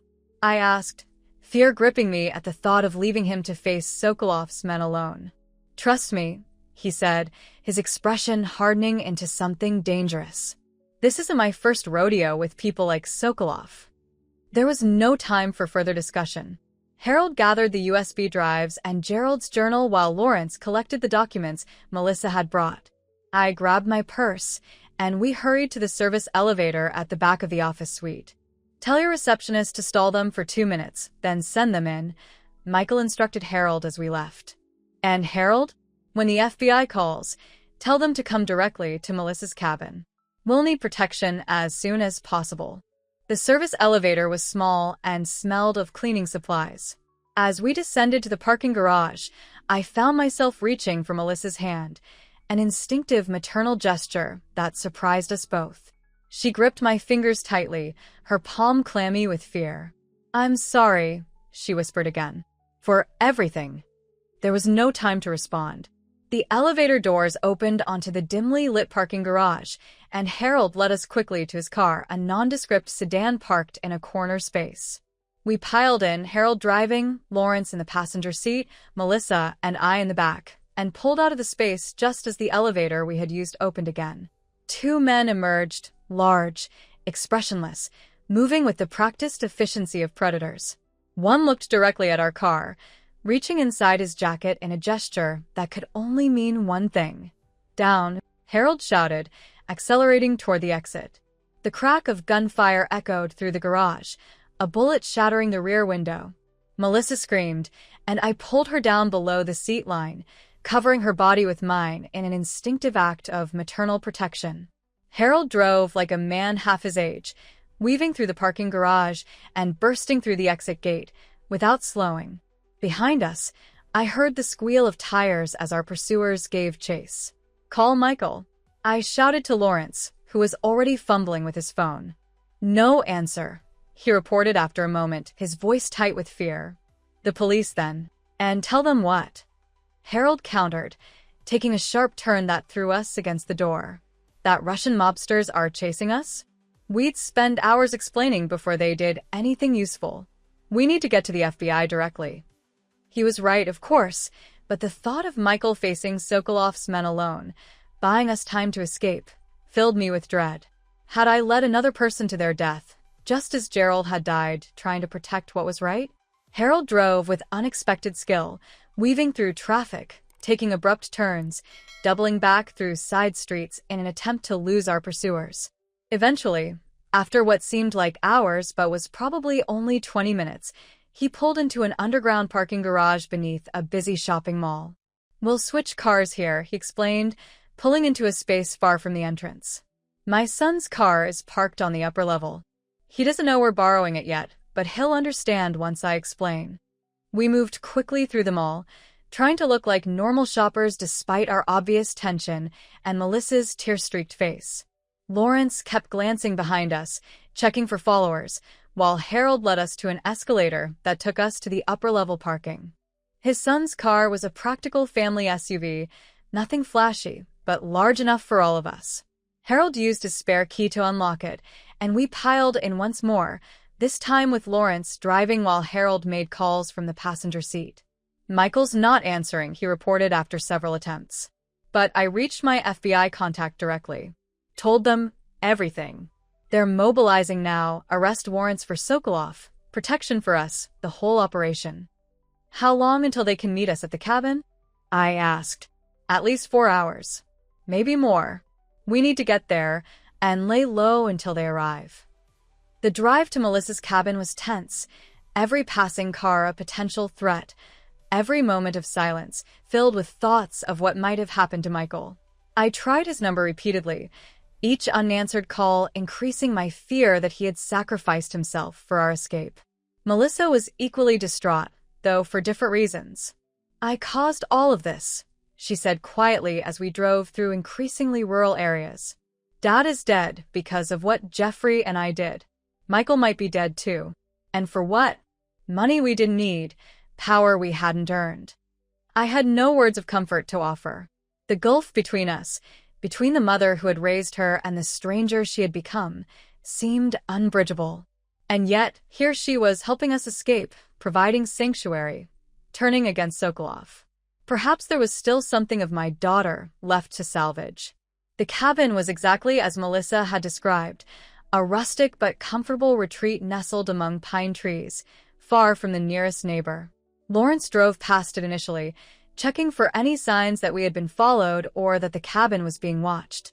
Seeing nothing suspicious, we doubled back and pulled up to the small wooden structure just as dusk was falling.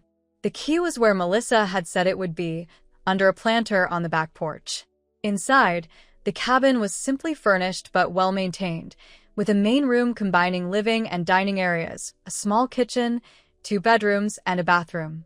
It felt secure, isolated from the world and its dangers. Harold immediately set about checking the perimeter, making sure all windows and doors were locked, while Lawrence arranged the evidence we had brought. The USB drives, Gerald's journal, the documents, on the dining table. Melissa moved to the kitchen, mechanically making coffee as if normal household routines could somehow restore normalcy to our shattered lives. I sank onto the sofa, exhaustion suddenly overwhelming me. The past week had been a marathon of revelations and dangers, each day bringing new betrayals and threats. And now we were in hiding, waiting for the FBI to arrive and arrest the man who had orchestrated my husband's murder, while my son remained in league with that very man. My phone rang, startling me out of my thoughts. Unknown number. With trembling fingers, I answered. "Margaret? It's Michael." His voice was strained, as if he was in pain, but he was alive. Relief flooded through me. "Michael, are you all right? What happened?" I'm okay. "Some cuts and bruises." Sokolov's men were persuasive in their questioning, but I've had worse. He coughed, a wet sound that belied his claim of being okay. I managed to get away when the FBI arrived at Harold's office. "They're moving on Sokolov now, but there's a problem." "What kind of problem?" "Jeffrey," Michael said grimly.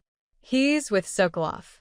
Apparently checked himself out of the hospital and went straight to him when he heard what was happening. He's warning Sokolov of exactly what we know, what evidence we have."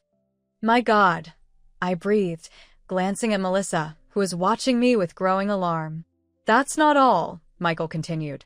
"According to the FBI, Sokolov has a private plane on standby at the regional airport. He's planning to flee the country, and Jeffrey's going with him." "When?" "Tonight. Within the hour. The FBI is trying to get agents there in time to stop them, but with the head start Jeffrey gave them, he left the implications hanging. Sokolov would escape justice.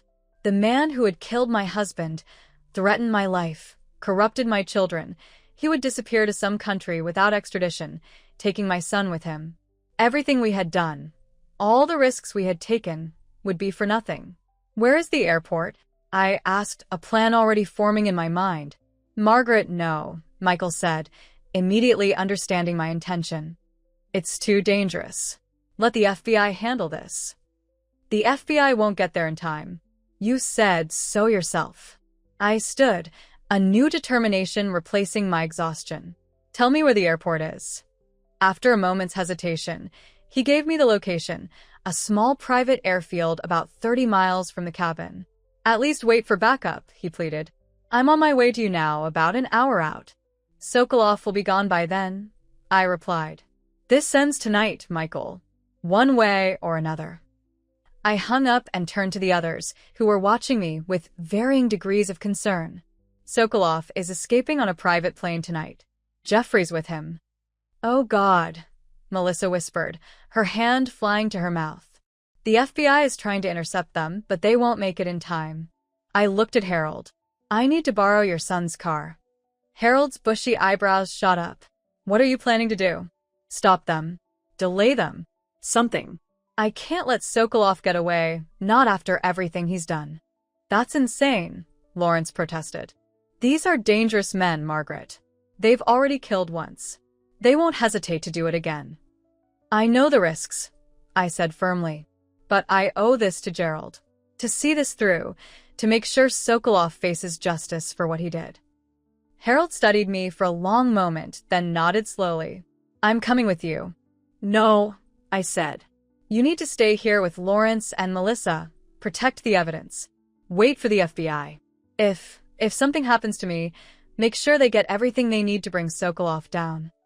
"I'm coming too," Melissa said suddenly, her voice stronger than it had been all day. Jeffrey is my brother. Maybe I can talk some sense into him. I wanted to refuse, to protect my daughter from what might happen at that airfield. But hadn't I just been thinking that there might be something of my real daughter left to salvage? This impulse, to help, to make amends, to do the right thing even at risk to herself. This was the Melissa I had raised. All right, I agreed reluctantly. But you follow my lead, understand? No heroics. As we prepared to leave, Harold pressed his phone into my hand. The FBI contact is programmed in. Call when you get close to the airfield. Maybe they can get someone there faster than expected. The drive to the airfield was tense with unspoken fears. Melissa sat beside me in the passenger seat, her face pale but determined in the dashboard light. Neither of us spoke, each lost in our own thoughts about what we might find at our destination, what we might be required to do. The airfield came into view just as I was making the call to Harold's FBI contact, a small, rural facility with a single runway illuminated by lights that seemed impossibly bright in the surrounding darkness. And there, on the tarmac, was a sleek private jet, its engines already running, stairs deployed for boarding. Several figures moved near the plane, Sokolov's distinctive silver hair visible even at this distance, flanked by the same two men who had pursued us from Harold's office. And there was Jeffrey, his arm still in a cast, carrying a small suitcase as he approached the plane. "They're here," I told the FBI agent on the phone. "Boarding now." "How quickly can you get someone here?" 20 minutes minimum, came the grim reply. "Stall them if you can, but do not, I repeat, do not approach Sokolov directly. These men are dangerous, Mrs. Davidson." I ended the call and turned to Melissa. "Stay in the car. Lock the doors. If anything happens to me, drive away immediately. Understand?" "Mum, no." "Promise me, Melissa." She nodded reluctantly, tears welling in her eyes. "Be careful. Please." I squeezed her hand once, then got out of the car, leaving the keys in the ignition. The night air was cool against my face as I walked toward the plane, my heart pounding but my steps steady. I had never felt more alone, or more certain of what I needed to do. Sokolov saw me first, his pale eyes widening in genuine surprise before narrowing with calculation. He said something to his men, who immediately moved to intercept me, hands reaching inside their jackets. "Jeffrey," I called out, ignoring the approaching threats. "Jeffrey, don't do this." My son turned, his expression changing from shock to anger when he saw me. "Mother, what are you doing here?" "Stopping you from making the biggest mistake of your life," I replied, continuing to walk forward despite the men now blocking my path. "You can't run away with him, Jeffrey. You know what he did. To your father. To our family." "She should not be here," Sokolov said to Jeffrey, his accent more pronounced in his agitation.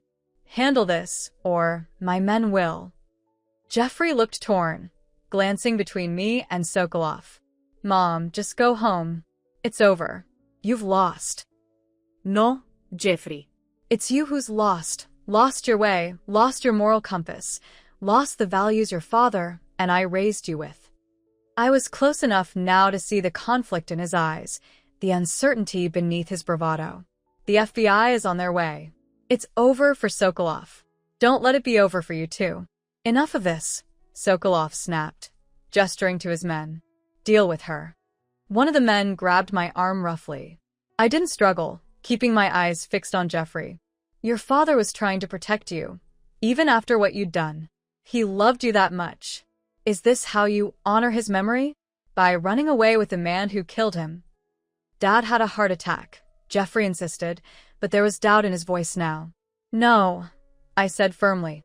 "Sokolov had him killed. We have proof, Jeffrey. The recordings Gerald made of their meetings, including Sokolov's threats. The timeline of events. Everything." Jeffrey's gaze shifted to Sokolov, a question in his eyes. The Russian's face remained impassive, but something in his stillness, his careful non-reaction, told its own story. "You," Jeffrey breathed, realization dawning. "You did have him killed. My father." "Time is wasting," Sokolov said coldly.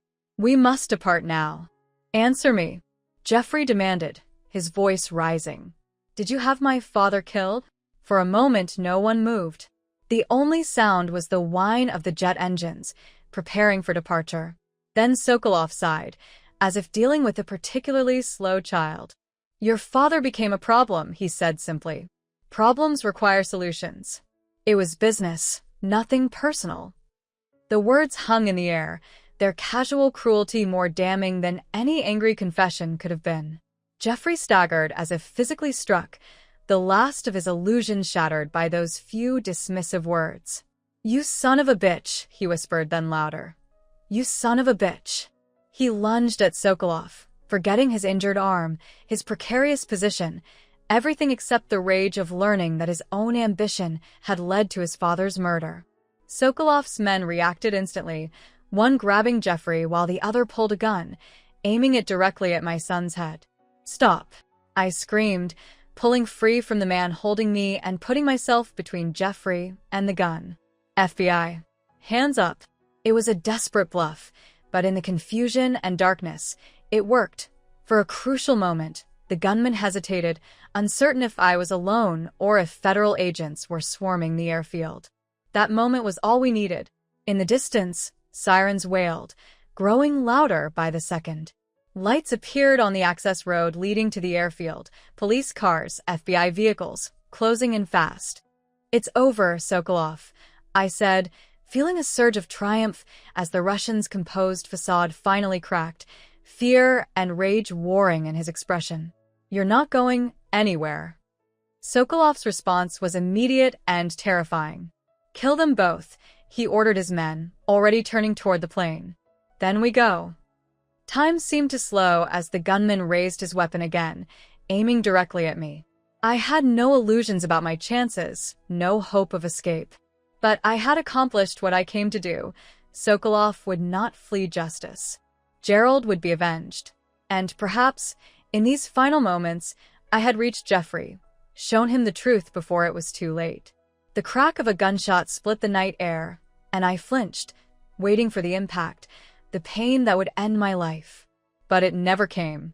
Instead, the gunman crumpled to the ground, blood blooming on his chest. Behind him stood Melissa, Harold's son's handgun shaking in her hands, her face a mask of determination and terror. Mom, she screamed. Run. The second man turned toward this new threat, reaching for his own weapon, but before he could fire, more shots rang out. Not from Melissa, but from the FBI agents now swarming the airfield, weapons drawn, shouting orders.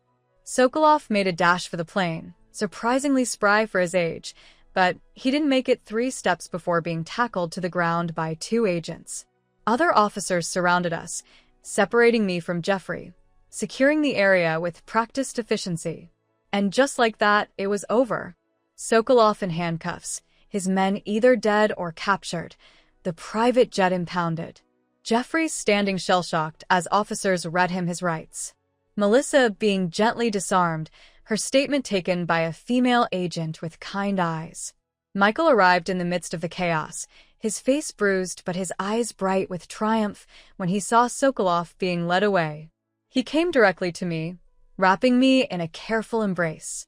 You crazy, brave woman, he murmured. You could have been killed. But I wasn't, I replied, still processing the miraculous fact of my survival. We stopped him, Michael. Gerald got justice. As the adrenaline ebbed, leaving me shaky and exhausted, I watched my children being processed separately by FBI agents, Jeffrey in handcuffs, his expression hollow with shock and grief, Melissa speaking quietly, nodding occasionally, tears streaming down her face. My family was broken, perhaps beyond repair. My husband was gone forever. My children faced criminal charges, possible prison time. And I was left to pick up the pieces, to find some way forward through the wreckage of everything I had thought was solid and true. But for the first time since Gerald died, I felt something like peace. The truth had been exposed. Justice would be served. And I had discovered a strength in myself that I never knew existed. A strength Gerald had seen all along, had trusted with his legacy, his truth, his final battle. As dawn broke over the airfield, painting the sky in shades of pink and gold. I thought of Gerald's words in his final recording. "You are stronger than you know." He had been right about that, as he had been right about so many things. I was stronger than I knew, strong enough to face whatever came next, to rebuild from the ashes of betrayal, to honor Gerald's memory by living with the same integrity and courage he had shown in his final days. The battle was over. The war was won. But the hardest part, the healing, the rebuilding, the finding of a new path forward, was just beginning. An FBI agent approached, her expression somber. "Mrs. Davidson, we need to talk about what happens next. There are complications we need to discuss." I nodded, squaring my shoulders. "I'm ready." Whatever those complications were, whatever challenges still lay ahead, I would face them head-on. Gerald would expect nothing less, and neither, I realized, would I. Complications, the FBI agent had said. That single word contained multitudes of meaning as I sat in a sparsely furnished interview room at the field office, a cup of lukewarm coffee growing cold between my hands. If you've been following my story this long, subscribe and leave a comment telling me about a time when you thought the worst was over, only to discover it was just beginning. Because that's exactly where I found myself. Agent Diana Carter sat across from me, her dark hair pulled back in a severe bun that matched her equally severe expression. She had been questioning me for hours, her voice remaining professionally neutral as I recounted everything: Gerald's death, my children's betrayal, Sokolov's threats, the evidence we had gathered, and finally, the confrontation at the airfield. "Mrs. Davidson," she said, closing her notebook, "I want to be completely transparent with you about the situation we're facing." "I'd appreciate that," I replied, exhaustion making my voice rough. "I think I've had enough secrets and lies to last a lifetime." She nodded, a flicker of sympathy crossing her features before her professional mask returned. "Viktor Sokolov is not just any businessman with questionable ethics.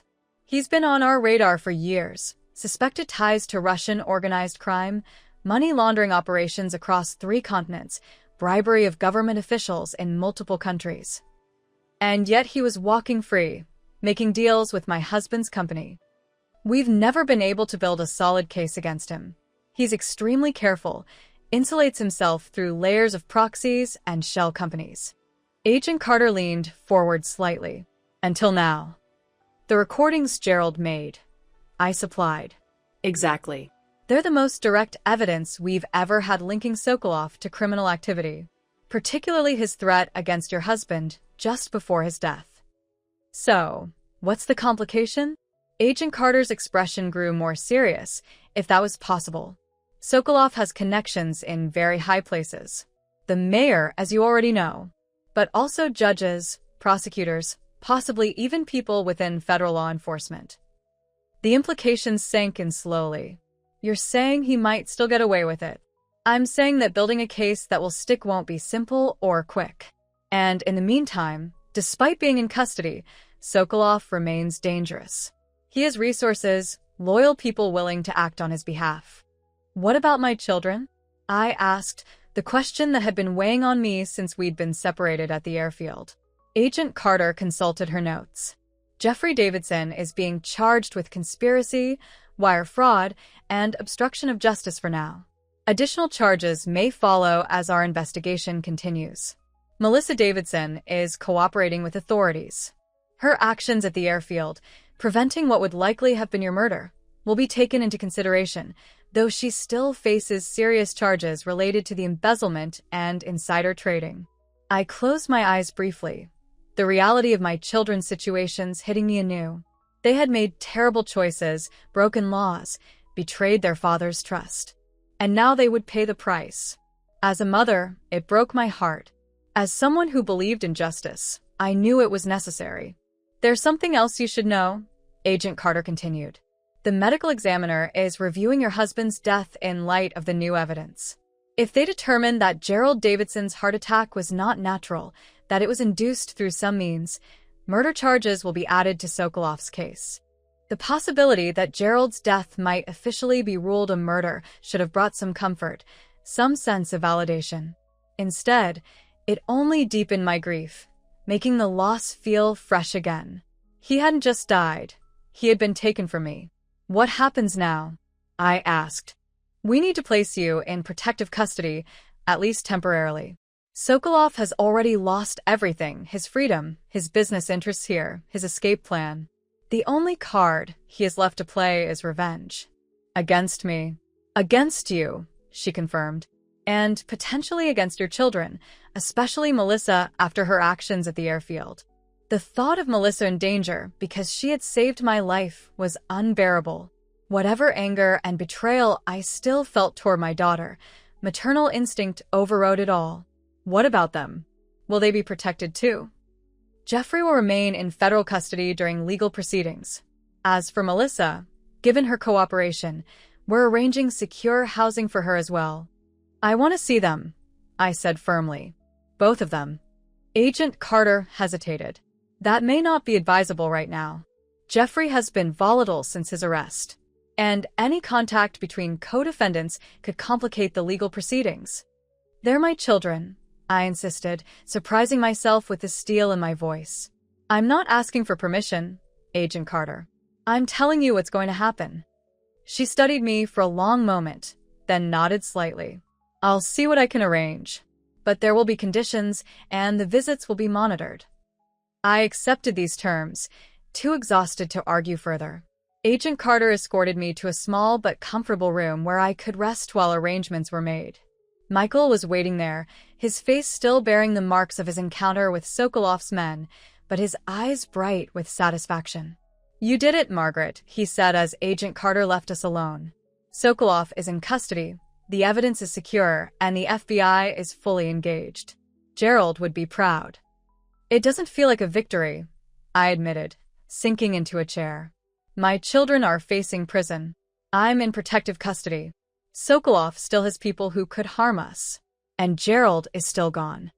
Michael sat across from me, his expression softening. Justice isn't always clean or complete, but what you've done matters. You've held the line against corruption and violence. You've honored Gerald's memory in the most meaningful way possible. I nodded, too tired to argue, though his words provided little comfort. What good was justice if it couldn't bring back what I had lost, my husband, my family, the life I had built over decades? Try to rest, Michael advised, standing to leave. Things will look different after you've slept. But sleep proved elusive, my mind racing with questions and fears. What would happen to Jeffrey and Melissa? Would Sokolov's connections allow him to escape justice yet again? Was I destined to spend the rest of my life looking over my shoulder, waiting for revenge to find me? Morning came without answers, just a change of clothes provided by the FBI and a brief meeting with Harold, who had brought me a few personal items from the lake house. He looked as tired as I felt, the events of the previous day having left their mark on him as well. The FBI has been going through Gerald's recordings all night, he informed me. They've found something significant, evidence that Sokolov has been bribing federal judges to rule favorably in cases involving his business interests. This was major news, expanding the scope of Sokolov's crimes beyond what we had initially discovered. Does that help or hurt our situation? Both, Harold admitted. It means more charges against Sokolov, a stronger case overall. But it also means a wider investigation, more powerful people potentially implicated, more reasons for those people to want this all to go away. Including me, I said, understanding the implication. Harold nodded grimly. You're the star witness, Margaret. The widow whose husband was murdered, whose children were corrupted, whose inheritance was threatened. Your testimony is compelling, human, relatable. A jury would believe you, making me a bigger target. I'm afraid so. Agent Carter arrived then, ending our conversation. We've arranged for you to see your children, Mrs. Davidson. Separately, of course. Jeffrey first, then Melissa. She led me to another interview room, this one divided by a transparent partition. Jeffrey sat on the other side, his arm still in its cast, his face haggard with exhaustion and stress. He wore an orange jumpsuit that made him look smaller somehow, diminished. When he saw me, a complex mix of emotions crossed his face. Anger, shame, defiance, and beneath it all, a vulnerability I hadn't seen since he was a boy. I sat across from him, separated by the partition and years of growing estrangement. Jeffrey, I began, not sure what else to say. Come to gloat? He asked, his voice bitter. See your wayward son in chains? No, I said simply. I came because you're my son. Because despite everything, I love you. He looked away, unable to meet my eyes. Little late for the concerned mother act, don't you think? It's not an act, Jeffrey. It's who I've always been. Right, he scoffed. The perfect mother. The innocent victim in all this. I never claimed to be perfect, I said, keeping my voice even despite the hurt his words caused. But I did not deserve what you and Melissa did to me after Gerald died. And your father certainly didn't deserve what happened to him. At the mention of Gerald, Jeffrey's facade cracked slightly, pain bleeding through. I didn't know, he whispered, about Dad. I didn't know Sokolov would kill him. But you suspected. I pressed. After it happened, you suspected and you chose to ignore it. To keep working with the man who murdered your father. I was in too deep, he said, a plea for understanding in his voice. The money, the connections, the power, it was everything Dad never let us have. And then when he died and you inherited everything instead of us, it felt like one final rejection. So you tried to intimidate me, break into my home, force me to sign over my inheritance. He had the grace to look ashamed. I was angry and scared. Sokolov was pressuring us to deliver the company, threatening what would happen if we failed. And now here we are, I said, gesturing to the room around us. Was it worth it, Jeffrey? The money, the power. Was it worth losing your father? Your freedom? Your soul? Tears filled his eyes, the first genuine emotion I'd seen from him in years. No, he admitted, his voice breaking. None of it was worth this. I placed my hand against the partition, an echo of the maternal comfort I wished I could provide.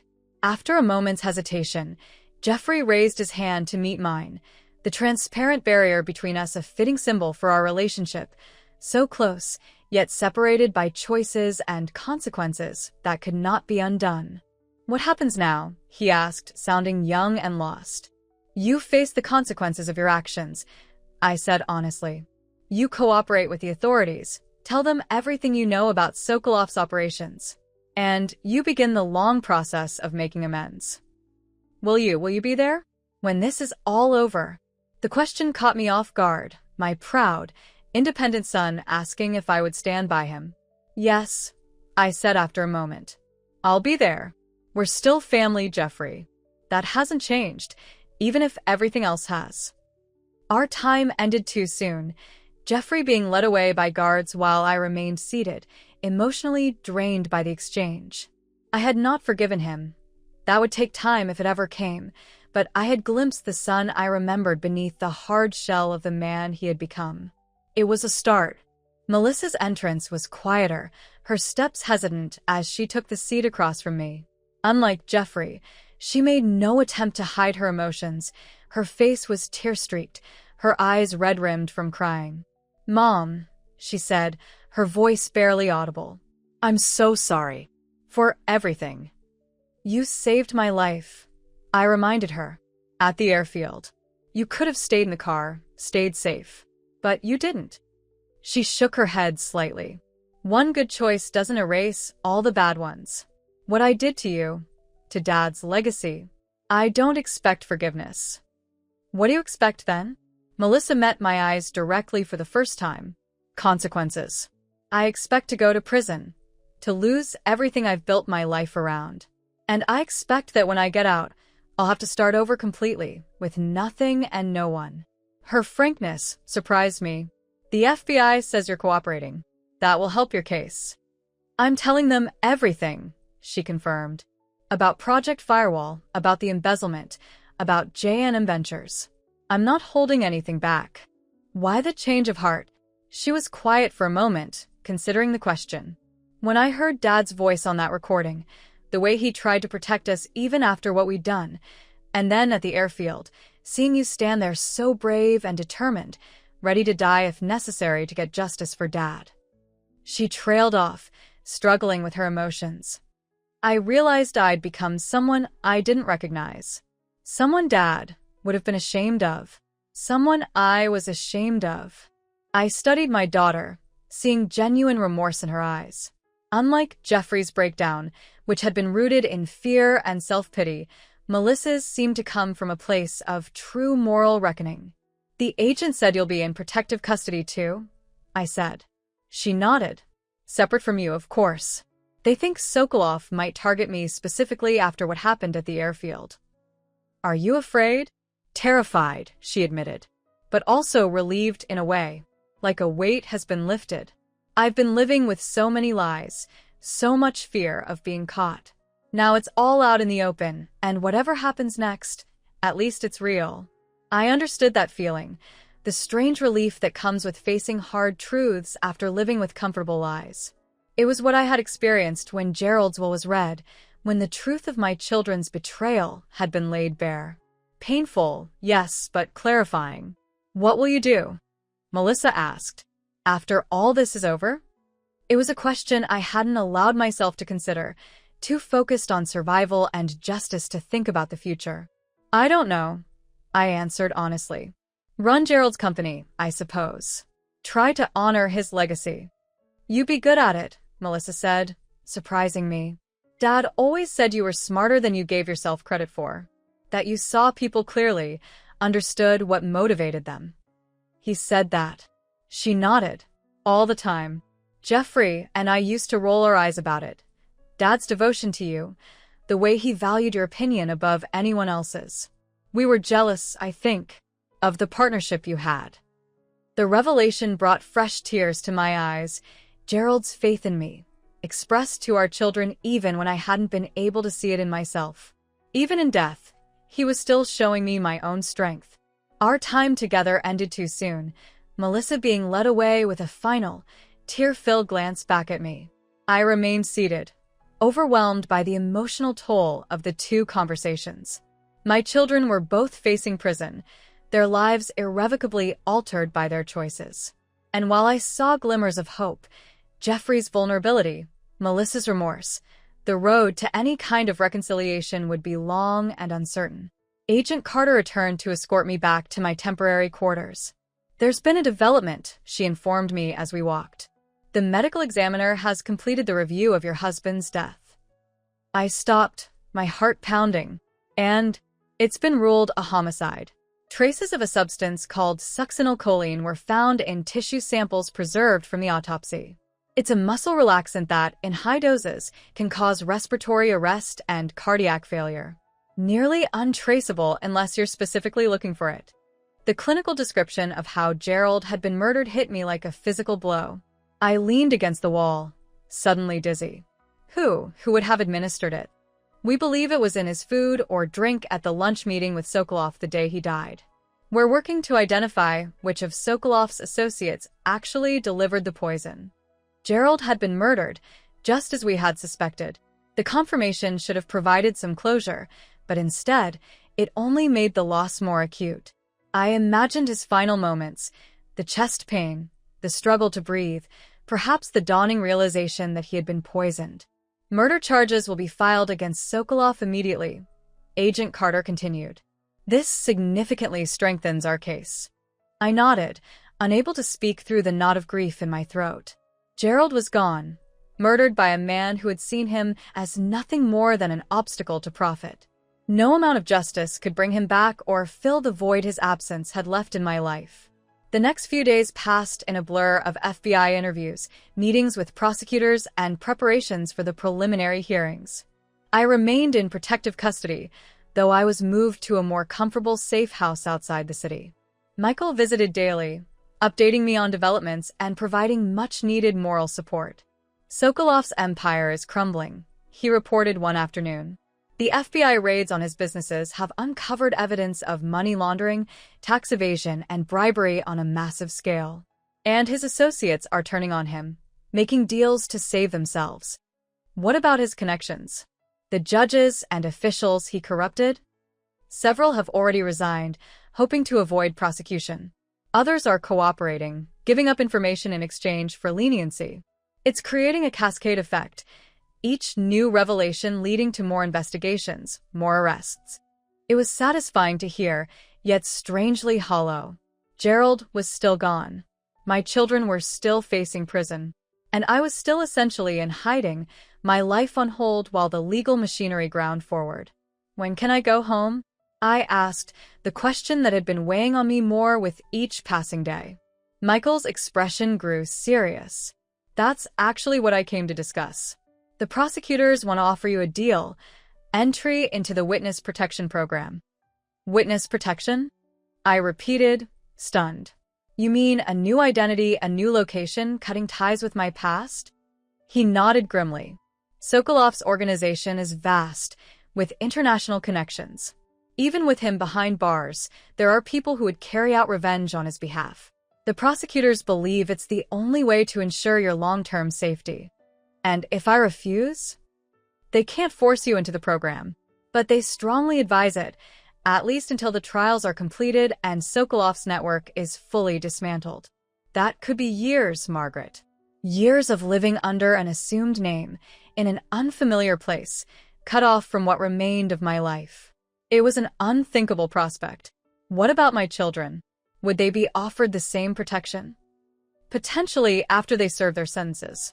But they would be in protective custody within the prison system in the meantime. I shook my head, a decision forming with surprising clarity. No. I won't run and hide for years while Sokolov still has this power over my life. I won't abandon Gerald's company, his legacy. And I won't be separated from my children, whatever they've done. Margaret, be reasonable. I am being reasonable, I insisted. I've spent the past 2 weeks being pushed and pulled by events, reacting to one crisis after another. It's time I took control of my own story. Michael studied me, concern evident in his eyes. What are you proposing instead? A more direct approach, I said, the plan taking shape as I spoke. One that forces Sokolov out into the open, that exposes him so completely that his power is broken once and for all. That sounds dangerously close to using yourself as bait. Not bait, I corrected. A spotlight. Sokolov has operated in the shadows for years, using proxies and cutouts to distance himself from his crimes. What if we dragged everything into the light? What if I went public with the whole story? Michael frowned. The prosecutors won't like that. It could compromise their cases.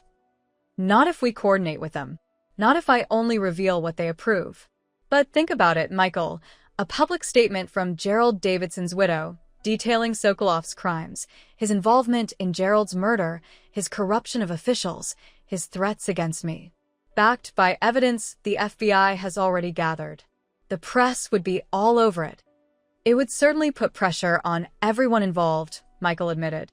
Make it harder for Sokolov's connections to help him quietly. Exactly. And it would send a message to Sokolov himself that I'm not afraid, that I won't be silenced or hidden away. It's risky, Michael warned. Very risky. So is spending years in witness protection, always looking over my shoulder, wondering when they might find me. I stood, energized by the clarity of purpose I suddenly felt. Set up a meeting with the prosecutors. Let me make my case directly. The meeting took place the following day, a conference room full of serious-faced federal prosecutors and FBI agents, all skeptical of my proposal. I laid it out as clearly as I could. A press conference where I would tell my story, reveal Sokolov's crimes to the extent the prosecutors approved, and make it clear that any attempt to silence me would only confirm everything I was saying. This is highly irregular, the lead prosecutor objected. We typically don't want witnesses making public statements before trial. This is not a typical case, I countered. Viktor Sokolov has spent decades building a network of influence and fear. He's never been successfully prosecuted because witnesses disappear or change their stories, evidence gets lost, judges rule in his favor for mysterious reasons. And you think a press conference changes that? I think it changes the calculation for everyone involved. Once the story is public, once my face is on every news channel telling what happened to Gerald, what happened to me, it becomes much harder for Sokolov's allies to help him without exposure themselves. Agent Carter, who had been listening silently, spoke up. She has a point. Sunlight is the best disinfectant. And Mrs. Davidson's story is compelling. The grieving widow seeking justice for her murdered husband, standing up to a corrupt businessman despite threats to her life. The public would be riveted. And outraged if anything happened to her afterward, Michael added. Gradually, reluctantly, the prosecutors began to see the strategic value of my proposal. They set conditions. I would only reveal information they approved in advance. I would not discuss specific evidence being presented at trial. I would have security present at all times. I agreed to everything, relief flooding through me at having a path forward that didn't involve disappearing from my own life. The press conference was scheduled for 3 days later, to be held at the federal courthouse downtown, a symbolic location that emphasized the government's support for my statement. Those 3 days were a whirlwind of preparation. I worked with the prosecutors to craft my statement, careful to include only what they approved while still making the narrative compelling and complete. Harold arranged for me to access some of Gerald's assets so I could purchase appropriate clothing. I wanted to look strong and dignified, not like a victim. The morning of the press conference, I stood before a mirror in the safe house, studying my reflection. The woman who looked back at me bore little resemblance to the shattered widow of just weeks ago. My hair was freshly styled, my makeup subtle but polished, my navy suit crisp and professional. But the real difference was in my eyes, clear, determined, unafraid. "Ready?" Michael asked, appearing in the doorway. I nodded, gathering my prepared remarks and my courage. "Ready." The courthouse steps were crowded with reporters and cameras when we arrived, a sea of expectant faces turning toward my car. Agent Carter met us at the entrance, flanked by other FBI agents who would provide security during the statement. "We've received intelligence that Sokolov has been in contact with associates from his detention center," she informed me quietly. "He knows about the press conference. He's not happy." "Good," I replied, surprising myself with my lack of fear. "Let him watch. Let him see that I won't be silenced." A podium had been set up at the top of the courthouse steps. Microphones from various news outlets clustered before it. As I approached, flashbulbs popped and reporters called out questions. I ignored them, focusing on the prepared statement in my hands, the truth I was about to share with the world. The lead prosecutor introduced me briefly, then stepped aside. I took his place at the podium, looking out at the assembled media. Cameras broadcast my image live across the country, perhaps the world. Somewhere, in a detention center cell, Viktor Sokolov might be watching, his carefully constructed empire of fear and corruption crumbling before his eyes. "My name is Margaret Davidson," I began, my voice steady despite the flutter of nerves in my stomach. 3 weeks ago, I was a grieving widow who had just lost her husband of 43 years. Today, I stand before you as a witness to murder, corruption, and a conspiracy that reaches into the highest levels of business and government in this city. I told my story chronologically, starting with Gerald's death at our anniversary dinner, moving through the betrayal by my children, the discovery of his true will, the threats from Sokolov, and finally, the confrontation at the airfield that had led to Sokolov's arrest. "The medical examiner has ruled my husband's death a homicide," I said, my voice breaking slightly for the first time. "Gerald was poisoned on the orders of Viktor Sokolov because he refused to participate in a corrupt development scheme that would have displaced hundreds of families from their homes." The reporters were riveted, many taking notes furiously as I spoke. I continued, laying out what the prosecutors had approved regarding Sokolov's other crimes, the bribery of officials, the money laundering, the threats against those who opposed him. For decades, Viktor Sokolov has operated in the shadows, using fear and corruption to build his empire. Today, I am bringing his crimes into the light. I do this knowing that there may be consequences. Sokolov has connections, resources, people willing to act on his behalf, even while he sits in detention. I leaned closer to the microphones, my voice dropping slightly, becoming more intimate. But I am not afraid. My husband died trying to stop this man's corruption. I will not dishonor Gerald's memory by hiding in fear.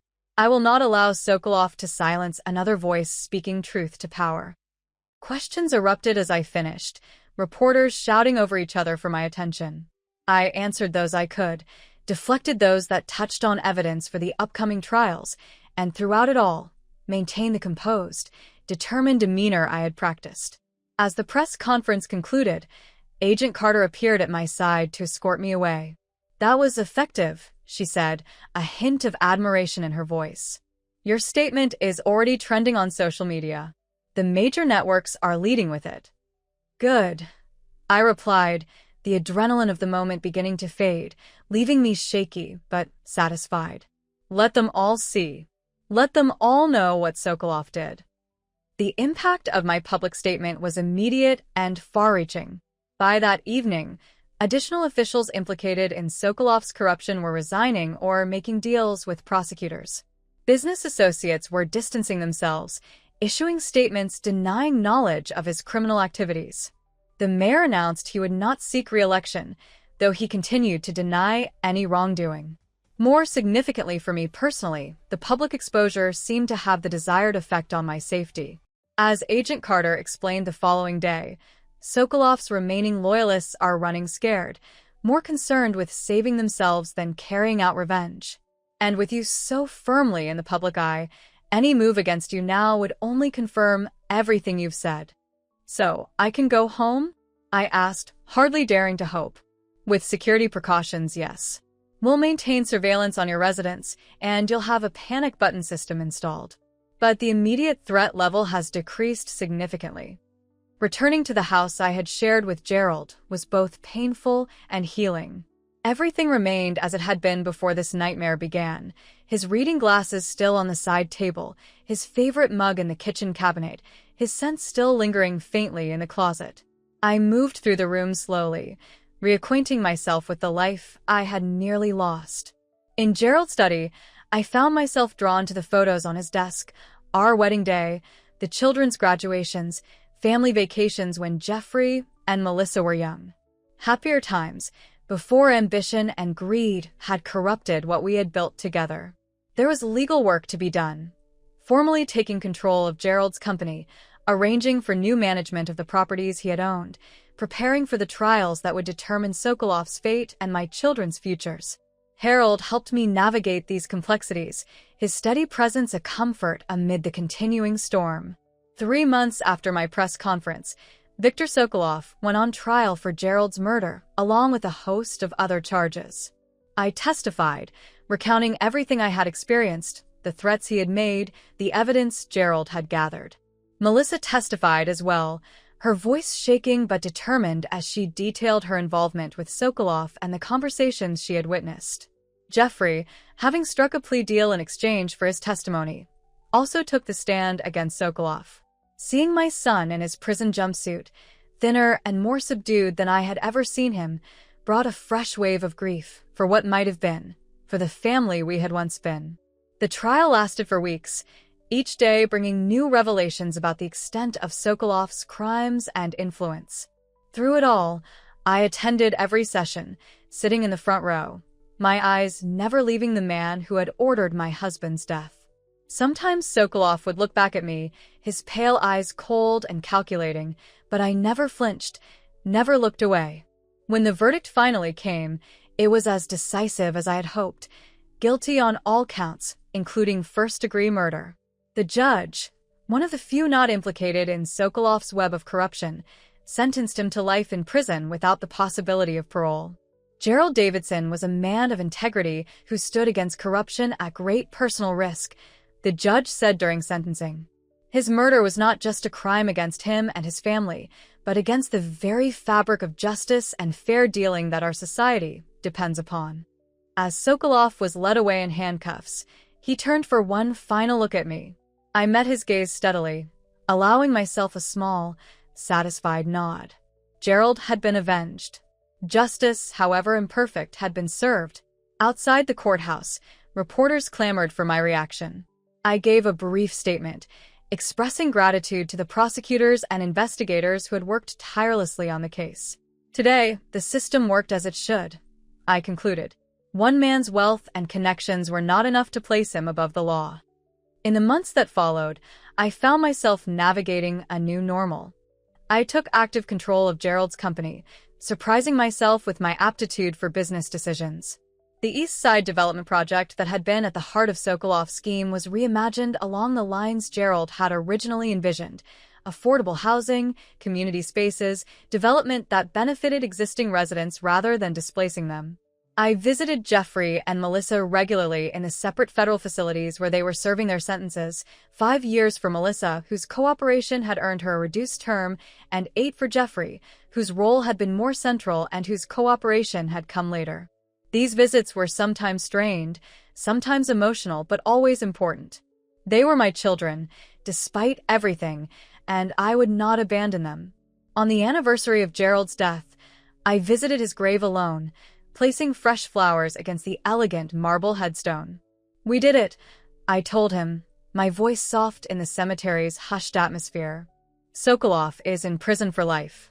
The company is thriving. The East Side project is breaking ground next month, just as you wanted it." I traced his name on the stone, tears flowing freely. "I miss you every day. But I'm stronger than I knew, just like you always said. I've found a way forward, a purpose in continuing what you started."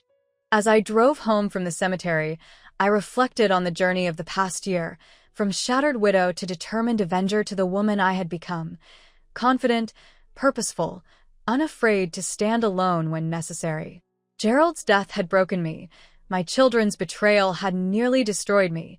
But through that crucible of loss and pain, I had been forged into something new. Not just Gerald Davidson's widow, but Margaret Davidson in my own right, a woman who had faced down a murderer, reclaimed a legacy, and found strength she never knew she possessed. The house was quiet when I returned, but not lonely. I had filled it with my own presence now, my own choices. On Gerald's desk, alongside the family photos, stood a framed copy of the news article about Sokolov's conviction, a tangible reminder of justice served, of promises kept. I poured myself a glass of Gerald's favorite scotch, a ritual I had begun on significant days, and raised it in a silent toast. To Gerald, to justice, to survival, to strength. To beginning again, no matter how late in life that beginning might come. Who would have thought, I murmured to the empty room, a smile touching my lips, that at 65, I would discover I was just getting started? The scotch burned pleasantly as I sipped it, warming me from within. Outside, the sun was setting, painting the sky in shades of pink and gold. A new day would dawn tomorrow, bringing its own challenges and opportunities. And I would face them as I had faced everything else since that fateful anniversary dinner, with courage, with determination, with a strength Gerald had always seen in me, even when I couldn't see it myself. The strength that had been there all along, waiting for the moment when it would be needed most.